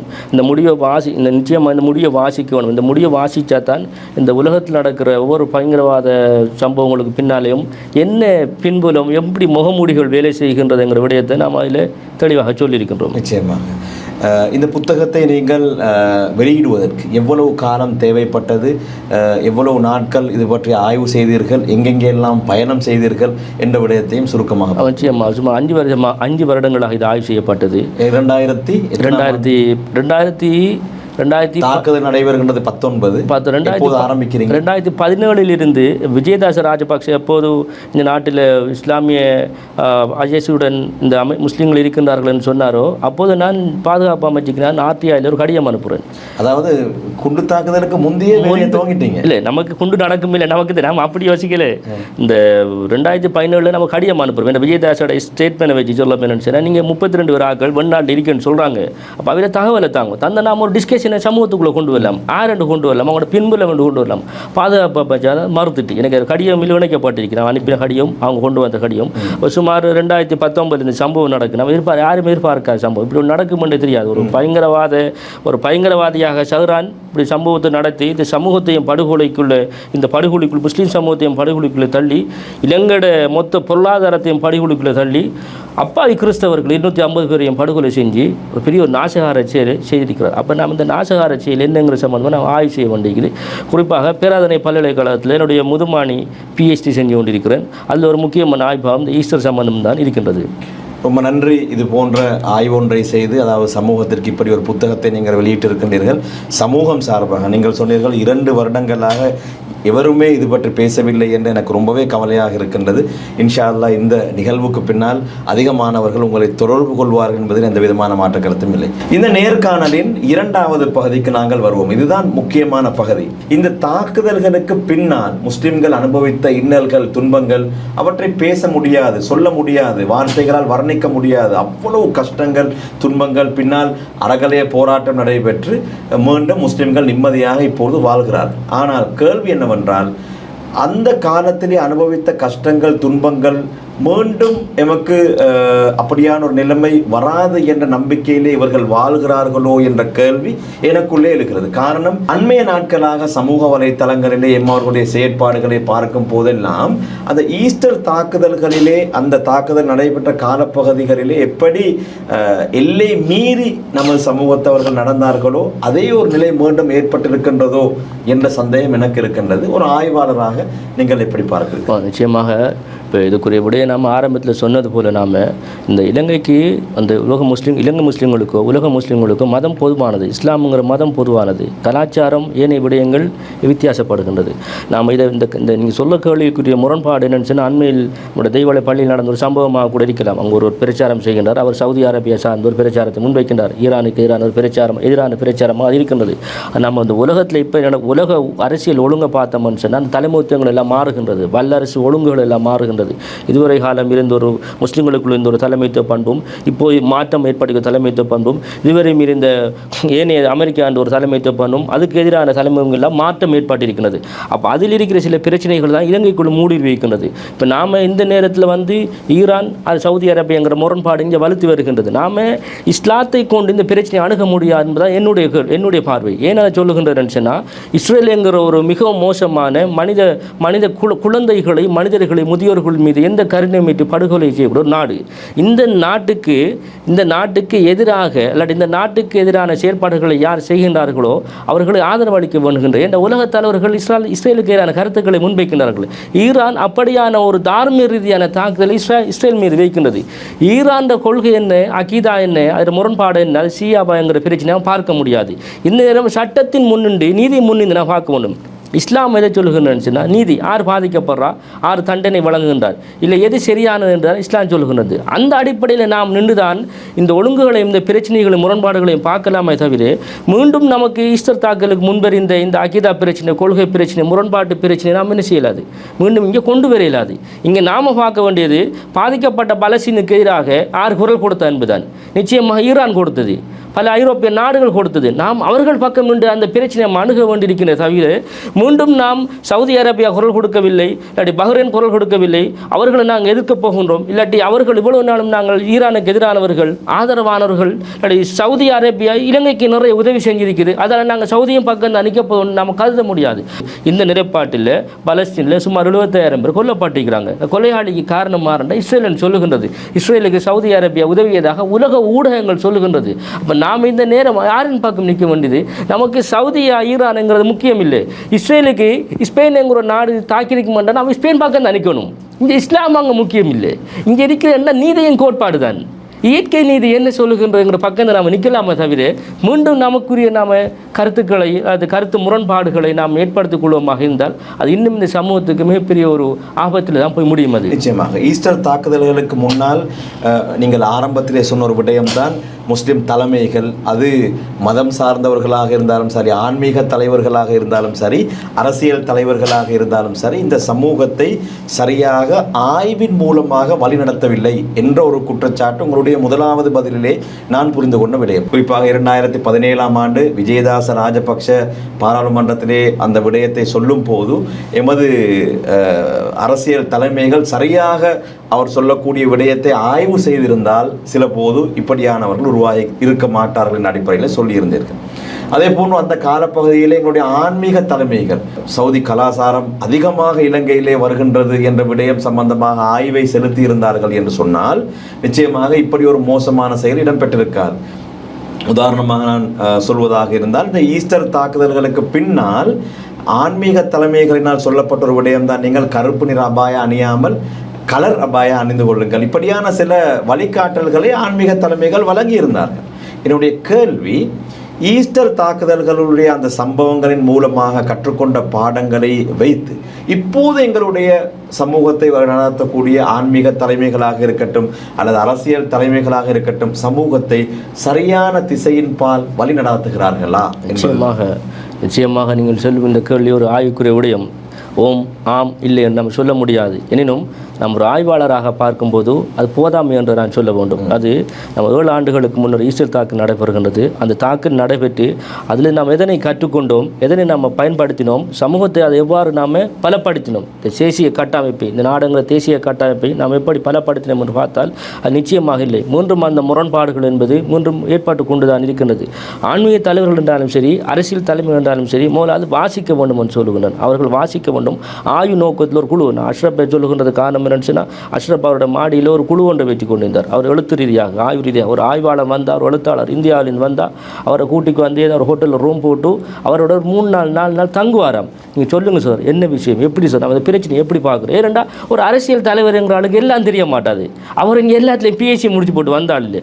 ஆன்மீக தலைவருங்கிற ஆக்களும் கூட ஓதி படித்து பட்டத்தை பெற்று வராங்க. கொரோனா வருது, உதாரணம் கொரோனா வந்துச்சு, கொரோனா டைமில் பேச விட்டீங்க, நம்ம மென்பொருளில் அந்த டைமில் கொரோனா தனிஞ்ச வந்த டைமில் நம்ம மௌலிமார்களை பேச விட்டோம். மௌலிமார்கள் அவர் இஸ்லாத்துக்குள்ளே தான் கொரோனாவை கொண்டு வராங்க. கொரோனாங்கிறது விஞ்ஞான ரீதியான பிரச்சனை. அப்போ நாம் என்ன செய்வோம்னு சொன்னால், அப்படியான பிரச்சனைகள் வரும்போது ஒரு அந்த துறையில் பாண்டித்யம் பெற்றாக்கலாம் பேசுவதற்கு நம்ம வழங்க வேண்டும், மெம்பர்களை வழங்க வேண்டும். நாம் என்ன நீங்கள் பேசுங்க, இந்த அந்த பாட்டு அவங்க செய்யலாம். மௌலிமார்கள் எல்லா ஆன்மீக தலைவர்கள் எல்லா பாட்டையும் செய்ய முடியாது. அரசியல்வாதிகள் மேல் நாம் எப்படியான நம்பிக்கை வச்சிருப்போம்னு சொன்னால், அவருக்கு ஒரு மந்திர சக்தி இருக்குது, அவர் அந்த மந்திர சக்தியை கொண்டு எல்லா பிரச்சனையும் தீர்த்துடுவாருன்னு சொல்லும். ஆனால் நிச்சயமாக அப்படியான எந்தவித சக்திகளும் இந்த இந்த அரசியல் தலைமைகளுக்கு இல்லை. அவர்கள் வாசிக்க வேண்டும் மௌலா சொல்கின்றார். வாசிக்க வேண்டும், ஒரு பிரச்சனையை டிஸ்கஷனுக்கு கொண்டு போகணும். சட்டத்தரணிகள் இருப்பார்கள், கல்வியாளர் இருப்பார்கள். இப்போ நான் உனக்கு இந்த இலங்கையில் இவ்வளோ யூனிவர்சிட்டிஸ் இருக்குது, இலங்கையில் அவ்வளோ அரசியல் பிரச்சனையும் இருக்குது. ஒரு யூனிவர்சிட்டியில் போய் நாம் ஒரு அரசியல் பிரச்சனை, அவங்க பொலிட்டிக்கல் டிபார்ட்மெண்ட் எல்லா யூனிவர்சிட்டியும் இருக்குது. ஒரு பொலிட்டிக்கல் ப்ரொஃபஸரோட போய் நாம் இந்த பிரச்சனையை கொண்டு டிஸ்கஸ் பண்ணிக்கோமா, என்னத்துக்கு அந்த பொலிட்டிக்கல் டிபார்ட்மெண்ட் கேட்குறோம்? உங்களுக்கு வர பிரச்சனையை டிஸ்கஸ் பண்ணுறதுக்கு அங்கே இயலாதுன்னு சொன்னால், இங்கே வர அனைத்து பிரச்சனைகளை நாம் என்ன செய்யணும், டிஸ்கஷனுக்கு ஒரு நாளும் விட்டு இல்லை, தந்த கருத்தில் சரியாக நிலப்பாட்டில் நாம் இருக்கிறோம். ஆனால் இந்த ஆன்மீக தலைவர்கள், அரசியல் தலைவர்கள் ஈஸ்டர் ஒரு பாடமாக கொண்டு, உதாரணத்துக்கு நான் சொல்ல வேண்டும், 2012ஆம் ஆண்டு காரணத்தை ஒரு சம்பவத்தை உதாரணத்துக்கு சொல்லுகின்றது. நம்ம சென்ட்ரல் ரோடு, கொழும்பு பெற்றாலிக்கு சென்ட்ரல் ரோட்டில் ஒரு ஜும்மா நடைபெறுகின்றது. அந்த ஜும்மாவில் ஒரு மௌலவி ஓதுகின்றார். என்ன ஓதுகின்றார் ஜும்மாச்சுன்னா, 4000 வருடங்களுக்கு முன்னர் இஸ்லாத்துக்கு தொடர்பு இருக்குது, எங்கள் இலங்கைக்கு தொடர்பு இருக்குது. கண்மணி நாயகம் ஸல்லல்லாஹு அலைஹி வஸல்லம் அவர்கள் மதீனாவிலிருந்து இலங்கைக்கு வந்து பிரச்சாரம் செய்துவிட்டு போனார்னு சொல்லி இங்கே இருந்த இஸ்லாமிய நாகரிகத்தை இவர்கள் உடைத்து விட்டார்கள், சிங்கள பௌத்தர்கள் உடைத்து அழித்து விட்டார்கள் என்று ஜும்மா பிரசங்கம் மோதுறார். ஓதினா என்ன இருக்கணும், அந்த நிர்வாகம் கூப்பிட்டு இங்கே வாங்க மௌலவி, எங்கே இதில் ஆதாரம் எங்கன்னு கேட்டிருக்கணுமா இல்லையா? கேட்கல. அந்த விஷயத்தை ஜனாதிபதி விசாரணை குழு சுமார் 10 வருடங்களுக்கு பின்னால் கமிஷன் ரிப்போர்ட்டில் கொண்டு வருது. இப்படி நீங்கள் பேசியிருக்காங்க, எங்கே இது ஆதாரம் எங்கே வேண்டா? முஸ்லீம் தலைமைகள் என்றாலும் சரி, முஸ்லீம் செயற்பாட்டாளர்கள், சிவில் சமூகம் என்றாலும் சரி, ஒவ்வொரு பிரச்சனைக்கு முக்கியத்துவம் கொடுக்க வேண்டும். முக்கியத்துவம் கொடுக்கலன்னு சொன்னால் சௌராம் போண்டாக்கள் ஒவ்வொரு தலைமுறைக்கு வந்து கொண்டே இருப்பார்கள். அவர் அலர்ட்டாக இருக்கணும். இதற்கு பின்னால் பள்ளிவாயல்களிலே ஜும்மா பிரசங்களாக இருக்கட்டும், ஏனைய பொது மேடைகளிலே பேசக்கூடிய விடயங்களாக இருக்கட்டும், பிழையான கருத்துக்களை பேசக்கூடிய நேரத்திலே பொதுமக்கள் அலர்ட்டாக வேண்டும். நான் ஒரு கோரிக்கை இந்த நிகழ்வில் விடுறேன் நினச்சுன்னா, இந்த ஆன்மீக தலைவர்களுக்கு விடுறேன் நினச்சுன்னா, எல்லா ஆன்மீக தலைவர்களும் இஸ்லாமிய கருத்தொன்றை பேசுவதாக இருந்தால் 1500 வருடங்களுக்கு முன்னரான ஹதீஸ்களை கொண்டு வாருங்க. எல்லா ஹதீஸ்களையும் கொண்டு வந்து இந்த ஹதீஸ் சஹி சரியானது, இது லஹீஃப் இது பிழையானது தட்டி விடுகின்றார்கள். நீங்கள் 1500 வருஷத்துக்கு முன்னே இருக்கிற மதுஹபுகளையும் கிரந்தங்களையும் இவ்வளவு துல்லியமாக ஆய்வு செய்யக்கூடிய ஆட்கள், நீங்கள் இந்த 5 வருஷத்துக்கு முன்னே நடந்த ஈஸ்டர் சம்பந்தம் ஆராய்ஞ்ச ஒரு ரிப்போர்ட்டை தாங்களை நீங்கள் ஆராய்ஞ்சு என்ன நடந்துங்கிறத சொல்லுங்கள், எவ்வளோ ஈஸியாக இருக்கும்.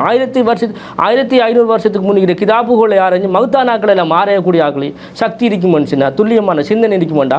5 வருஷத்துக்கு முந்தைய நடந்த ஈஸ்டரை பற்றி ஆராய்ஞ்சு ஒரு ரிப்போர்ட்டை தந்துவிட எல்லாருக்கும் விலகுவாக இருக்குமே. முஸ்லீம் சமூகம் அதை உங்கள்கிட்ட எதிர்பார்க்குது. நீங்கள் அதை விடுங்க, ஈஸ்டரை தான் விடுங்க. பிறகு நடக்கக்கூடிய கணக்கு சம்பவங்கள் இருக்குது, அதுகளை ஆய்வு செய்யுங்க.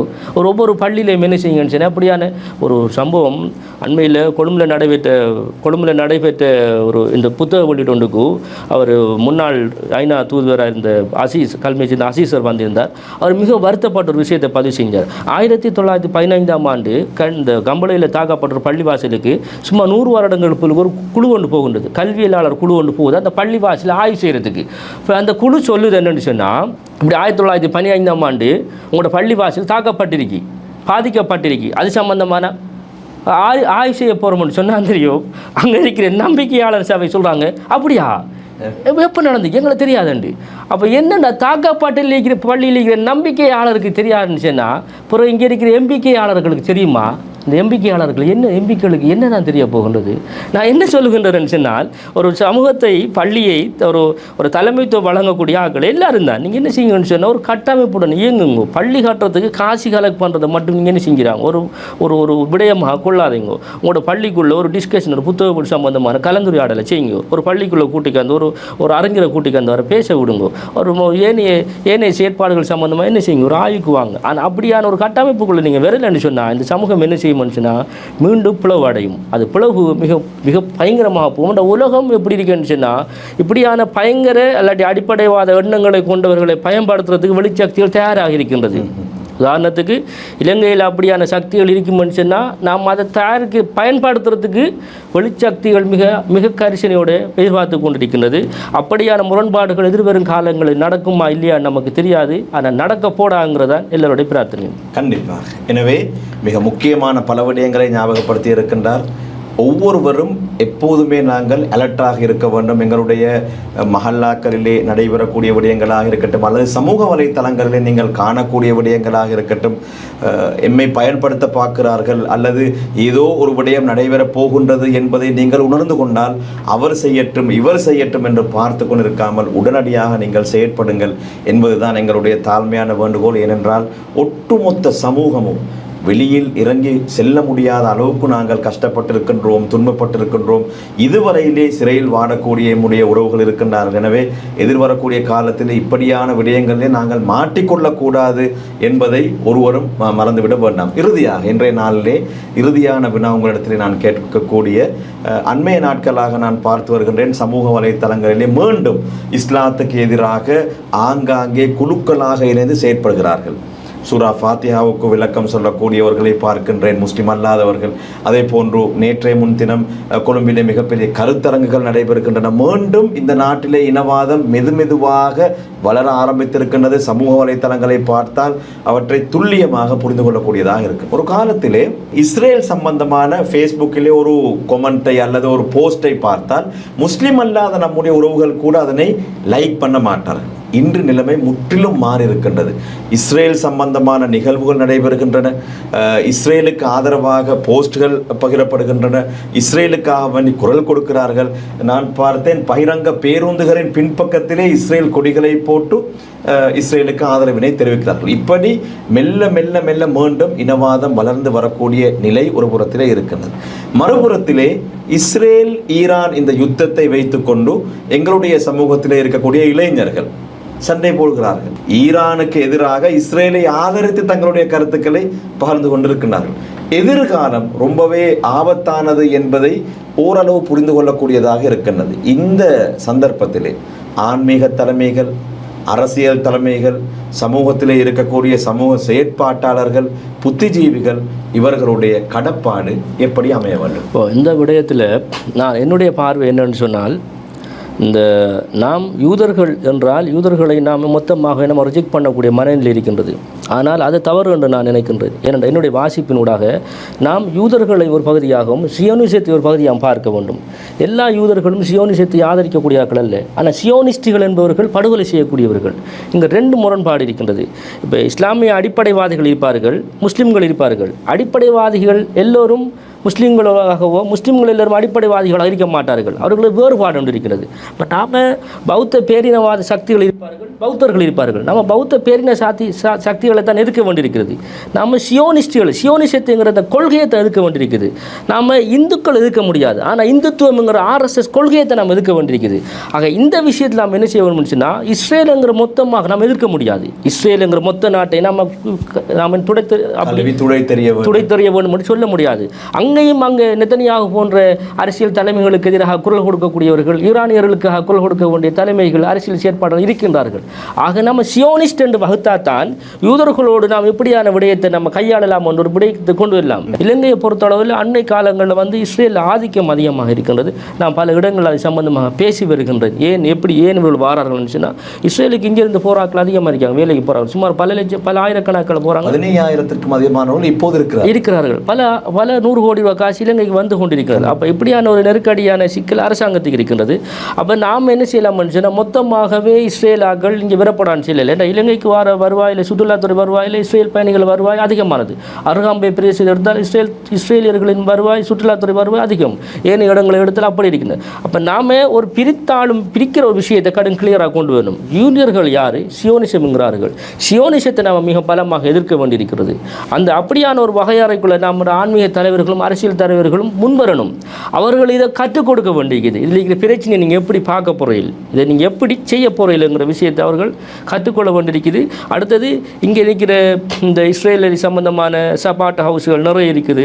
அருகாமையில் ஒரு சப்பாட் ஹவுஸ் இருந்துச்சு. வெளிக்காமையில் பள்ளிவாசல், புகாரி பள்ளிவாசல் ரோட்லேருந்து இலங்கையில் 5 சப்பாட் ஹவுஸ் இருக்குது. அப்போ அவர்கள் ஆரம்பத்தில் அவர்கள் ஒரு வணிக நோக்கத்துக்கு வந்திருந்தார்கள் இஸ்ரேல்கள். பிறகு ஒரு ஆயுத ரீதியான இலங்கைக்கு உதவி செய்ய வந்திருந்தார்கள். பிறகு அவர்கள் ஒரு ஆக்கிரமிப்பு ரீதியான எண்ணம் அவர்கள் இருக்கிறது. அவர்கள் இங்கே நிலங்கள் எடுத்து வாழ்வதற்குரியான செயற்பாடுகள் அருகாம்பு போன்ற பகுதிகளெல்லாம் எதிர்காலத்தில் குடியேற்றங்களை செய்யக்கூடிய அளவுக்கு இருக்கிறது. அப்படி வந்தால் நாம் எப்படி இந்த கடமை ஆற்றலாம், இல்லாட்டி எப்படி நம்ம கருமம் ஆற்றலாம்ங்கிற கேள்வி கொண்டு இருக்கிறது. 1984 ஆண்டு 5ஆம் மாதம் இங்கே இஸ்ரேலிய நலன்காக்கு பிரிவு உருவாக்கப்பட்டுச்சு. அப்போ அந்த டைமில் அமெரிக்க எம்பசியில் உருவாக்கப்பட்டுச்சு. அந்த டைமில் முஸ்லீம் காங்கிரஸ் மிக பயங்கரமாக எதிர்த்தது. முஸ்லீம் காங்கிரஸ் மிக பயங்கரமாக எதிர்த்தது. ஆனால் MH முகமது போன்ற தலைவர்கள் இஸ்ரேலுடைய உறவாக இருந்தாங்க. அதுக்குரிய ஆவணங்கள் எல்லாம் இருக்கின்றது. அப்போ நாம் என்ன சொல்ல மனுஷன்னா, அப்படியே ஒரு பிரிஞ்சு நீங்கள் என்ன செய்ய தேவையில்லை, செயற்பட தேவையில்லை. அதில் இந்த ஒரு இஸ்ரேலுக்கு ஈரான் ஆர்ப்பாட்டத்தில் ஒரு அலியாருங்கிற ஒரு இளைஞனுக்கு அந்த வெடிக்காயம் பட்டு சும்மா 30 வருஷமாக இன்றைக்கும் படுக்கையாக இருக்கிறது. எந்த அரசியல்வாதிகளும் அவரை கவனிக்கல, கைவிட்டாங்க. அப்போ ஒரு கொதிப்பாடை இந்த நிலைமை உருவாக்கி பிறகு ஆட்சி கூட மாறி பிறகு ஆட்கள் எல்லாம் மகத்தா போயிட்டாங்க. பிறகு மக்கள் இருக்காதையாக நிற்கிறாங்க. அப்போ இப்போ வார நாம் ஒரு 20 லட்சம் பேர் இருக்கும். இந்த 2 கோடி 20 லட்சம் பேரில் நான் முஸ்லீம்கள் 20 லட்சம் பேர். அந்த 20 லட்சம் பேரை நாம் எப்படி வழி நடத்த நிற்கும்? அதில் ஒரு தரப்பினர் சவுதியை பின்புலமாக கொண்டு, ஒரு தரப்பினர் ஈரானை பின்புலமாக கொண்டு, ஒரு தரப்பினர் வேறு சோவியத்தை பின்புலமாக கொண்டு இருந்தாலும் கூட அது இயற்கையாக வரும். இஸ்லாத்தில் அப்படியான கொள்கை மாற்றங்கள் இயற்கையாக வரும். இஸ்லாம் என்று இல்லை, அது பௌத்த சமயத்தை எடுத்தாலும் கூட, இந்து சமயத்தை எடுத்தாலும் கூட, கிறிஸ்தவ சமயத்தை எடுத்தாலும் கூட கொள்கைகள் பிரிவுகள் ஏற்படும். ஆனால் அதை எப்படி நம்ம கட்டுக்கோப்புக்குள்ளதை கொண்டு அதை நம்ம பயணிப்பதுங்கிறது தான் இங்கே இருக்கிற முக்கியமானது. எனவே காத்திரமான பல விடயங்களை சட்டத்தரணி அவர்கள் சொல்லியிருக்கின்றார்கள். குறிப்பாக முஸ்லீம் ஆன்மீக தலைமைகளாக இருக்கட்டும், முஸ்லீம் அரசியல் தலைமைகளாக இருக்கட்டும், அல்லது புத்திஜீவிகளாக இருக்கட்டும், சமூக சிந்தனையோடு முஸ்லீம் சமூகத்தை வழிநடத்தக்கூடிய யாராக இருந்தாலும் மிக ஜாக்கிரதையாக இருக்க வேண்டிய ஒரு காலகட்டத்திலே வாழ்ந்து கொண்டிருக்கின்றோம். இந்த அரசாங்கம் ஆட்சி பீடமேறி 2 வருடங்கள் நெருங்கக்கூடிய நிலையிலே இதுவரையிலே மோசமான சம்பவங்கள் இடம்பெறாவிட்டாலும் கூட ஆங்காங்கே சமூக வலைத்தளங்களை பார்க்கும் போது மீண்டும் சந்து பொந்துக்களிலே இனவாதம் தலை தூக்கக்கூடிய ஒரு நிலை இருக்கின்றது. எனவே இந்த காலகட்டத்திலே நாங்கள் எப்படி நடந்து கொள்ள வேண்டும், எங்களுடைய சமூக வலைத்தள செயற்பாடுகள் எப்படி அமைய வேண்டும், அவர்கள் எம்மை விமர்சிக்கக்கூடிய நேரத்திலே காத்திரமான பதில்களை எப்படி வழங்க வேண்டும் என்ற விடயங்கள், ஆய்வின் மூலமாக அவற்றை எப்படி நிறுவ வேண்டும் என்ற விடயங்களிலே இவை நான் சொல்லக்கூடிய அனைவரும் தங்களுடைய அவதானத்தை செலுத்த வேண்டும் என்பதுதான் என்னுடைய தாழ்மையான வேண்டுகோளாகவும் இருக்கின்றது. எது எவ்வாறாக இருந்தாலும் ஈஸ்டர் தாக்குதல்கள் நடைபெற்று எதிர்வரக்கூடிய 21ஆம் திகதி 7 ஆண்டுகள் நிறைவடைகின்றது. இன்னும் கிறிஸ்தவ சமூகத்திலே உயிரிழந்தவர்களுடைய குடும்பங்கள் எங்களுக்கான நியாயம் கிடைக்கவில்லை என்று அவர்கள் ஏங்கிக் கொண்டிருக்கின்றார்கள். அவர்களுக்கு நியாயம் கிடைக்க வேண்டும். அதே போன்று பாதிக்கப்பட்ட முஸ்லிம் சமூகத்திற்கும் நியாயம் கிடைக்க வேண்டும். இவ்வளவோ எங்களுடைய இளைஞர்கள் இன்றளவிலும் சிறைகளிலே வாடிக்கொண்டிருக்கின்றார்கள். அவர்கள் எந்த குற்றங்களையும் செய்யாமல் ஏதோ வகுப்புக்கு சென்றார்கள், ஏதோ லேப்டாப்பிலே அதை இதை வைத்திருந்தார்கள் என்ற அடிப்படையிலே இன்னும் இருக்கின்றார்கள். அவர்களுக்கு மீட்சி கிடைக்க வேண்டும் என்ற அடிப்படையிலே நாங்கள் அனைவரும் அவர்களுக்காக பிரார்த்தனை செய்து கொள்ள வேண்டும் என்பதை ஞாபகப்படுத்திக் கொண்டு இன்றைய இந்த நிகழ்ச்சியை இத்தோடு நிறைவுக்கு கொண்டு வருகின்றேன். என்னுடைய அழைப்பை ஏற்று அக்கரைப்பற்றில் இருந்து இந்த நிகழ்ச்சிக்காக மாத்திரம் மிக நீண்ட தூரம் பிரயாணம் செய்து இங்கே வந்து என்னுடைய எல்லா வினாக்களுக்கும் தெளிவான பதில்களை வழங்கிய இளம் சட்டத்தரணி சர்ஜூன் ஜமால்தீன் அவர்களுக்கு என்னுடைய நன்றிகளை தெரிவித்துக் கொள்கின்றேன். ரொம்ப நன்றி. மிக்க நன்றி. என்னை இந்த நிகழ்வுக்கு அழைத்து இப்படியான ஒரு மக்களுக்கு ஒரு பெருமதியான ஒரு கலந்துரையாடல் ஏற்பாடு செய்த ஷோர்ட் நியூஸ் நிர்வாகத்தினருக்கும் நான் எனது நன்றிகளையும் மகிழ்ச்சிகளையும் தெரிவித்துக் கொள்கின்றேன். அதே போல் இந்த நூலை எழுதுவதற்கு பலர் பக்கபலமாக இருந்தார்கள், பலர் உதவி செய்திருந்தார்கள். இந்த நூலை கொழும்பு மற்ற இடங்களில் வெளியிடுவதற்கு சகோதரர் எம் ஃபவுசர் மற்றும் மொழி புக்ஸ் நிறுவனம் மற்றும் ஏனைய புத்தகத்தை இஸ்லாமிக் புக் ஹவுஸ் அவர்களை விற்பனைக்கு உதவி செய்திருந்தார்கள். ஃபாத்திமா புக் ஷாப் ஏராபூர், அதே போன்று அக்கரைப்பட்டில் இருக்கிற புத்தக நிலையங்களுடன் சொல்லி அனைத்து நிறுவனங்களும் உதவி செய்திருக்கிறார்கள். அவர்களை நான் மனம் கொள்கின்றேன். அதே போன்று இப்படியான ஆய்வுடையங்களுக்கும் ஆய்வாளர்களுக்கும் உறுதுணையாக இந்த சமூகம் இருக்க வேண்டும் என்று சொல்லுகின்றேன். உதாரணமாக அதே போன்று இப்படியான ஆய்வாளர்கள் எதிர்நோக்க சாத்தியமான பல பாதுகாப்பு பிரச்சனைகளும் இருக்கின்றது. அதை நாம் கருத்துக்கொள்ள வேண்டியிருக்கிறது. என்னை போன்றவர்களுக்கு இது மேலதிக சுமை. ஒரு சட்டத்தரணியாக தினமும் வேலை செய்தால் வெறும் பணத்தில் சொய்சாக வாழலாம். ஆனால் இது ஒரு மேலதிக சுமை. இதில் நமக்கு எந்த பலாபலனும் இருக்க போகிறதில்லை. ஒரு சமூகத்தை நலம் கருதி ஒரு சமூகத்துக்காக ஒரு விடயத்தை நாம் முன்னுக்கு கொண்டு வரோம். அதே நினச்சுன்னா அந்த சமூகம் மாதிரி வாசிக்க வேண்டும். இப்படியான வாசிப்பவர்களை அரசியல் பரப்பில் உருவாக்க வேண்டும், அவர்களை முன்கொண்டு செய்ய வேண்டும்ங்கிறதான் என்னுடைய நோக்கம். நான் இறுதியாக ஒரு விஷயத்தை சொல்லுகின்றேன். ஈஸ்டர் புத்தகத்தில் ஒரு முக்கியமான விஷயம் ஒன்று இருக்கிறேன்னு சொன்னால், எந்த சம்பவம் நடந்தவுடனே அதுக்கு உடனடியாக நாம் ஒரு ஆய்வு ரீதியான எதிர்வினை ஆற்ற வேண்டிய ஒரு செயற்பாடு உண்டு நம்ம சமூகத்திட்ட இருக்க வேணும். அது நம்முடைய சமூகத்திட்டையும் இல்லை, அது அந்த சட்டப்பரப்பில் இருக்கின்ற அல்லது விசாரணை பரப்பிலும் இல்லைங்கிற விஷயத்தை சொல்லுகின்றேன்.